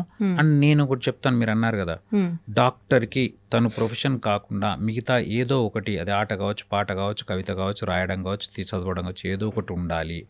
ఉంటేనే వాళ్ళ మైండ్ స్టేబుల్గా ఉంటుంది, బ్యాలెన్స్డ్గా ఉంటుంది, వాళ్ళకు నెగిటివిజం నుంచి దూరంగా ఉంటారు. లేకపోతే అదే మూస పద్ధతిలో అదే ప్రొఫెషన్లో కొట్టుకొని అదే కాంపిటేటివ్లో అదే ర్యాట్ రేస్లో కొట్టుకొచ్చేస్తారు. సో అది one of the important thing. అది కూడా నాకు నన్ను గురువారెడ్డి గారిని కనెక్ట్ చేశారు. తనకు సాహిత్యం అన్నా లిటరేచర్ అన్నా చాలా ఇష్టం. సో ఆయన ఈ వయసులో తెలుగుకు నేర్చుకుంటున్నాడు క్లాసెస్లో పెట్టుకొని. సో అంటే నేను అనేది దట్ కనెక్ట్స్, అంటే beyond your thing, balancing everything. అది నాకు ఇష్టం తెలుగు. Okay, super sir. నిజంగా మీతో మాట్లాడినంతసేపు మాకు కావాల్సిన కొంత ఇన్ఫర్మేషన్ ఇస్తూ లైఫ్కి సంబంధించిన విషయాలు కూడా ఎలా ఉంటే ఎలా వెళ్తాము, ఇలాంటి మంచి విషయాలు నిజంగా ప్రతి ఒక్కరికి ఒక మోటివేషన్ లాగా పనికొస్తాయి మీ మాటలన్నీ కూడా. మీరు ఎంత బిజీగా ఉన్నారో మాకు తెలుసు. మీరే అన్నారు స్టార్టింగ్లో 8 నెలల నుంచి అడుగుతుంటే ఇప్పుడు వచ్చాను ఫైనల్లీ అని చెప్పి. అంత విలువైన సమయాన్ని మా కోసం కేటాయించి ఇంత మంచి విషయాలు మాతో షేర్ చేసుకున్నందుకు థ్యాంక్ యూ సార్. నేనే మీకు థ్యాంక్ యూ చెప్పాలి. ఎందుకంటే చాలాసార్లు ఫస్ట్ ఆఫ్ ఆల్ సారీ, ఎందుకంటే చాలా కాలంగా అడుగుతున్నారు వాళ్ళు, almost more than 8 months 1 year నుంచి. నాకు టైం లేక రాలేకపోయినా, but I had a very good time.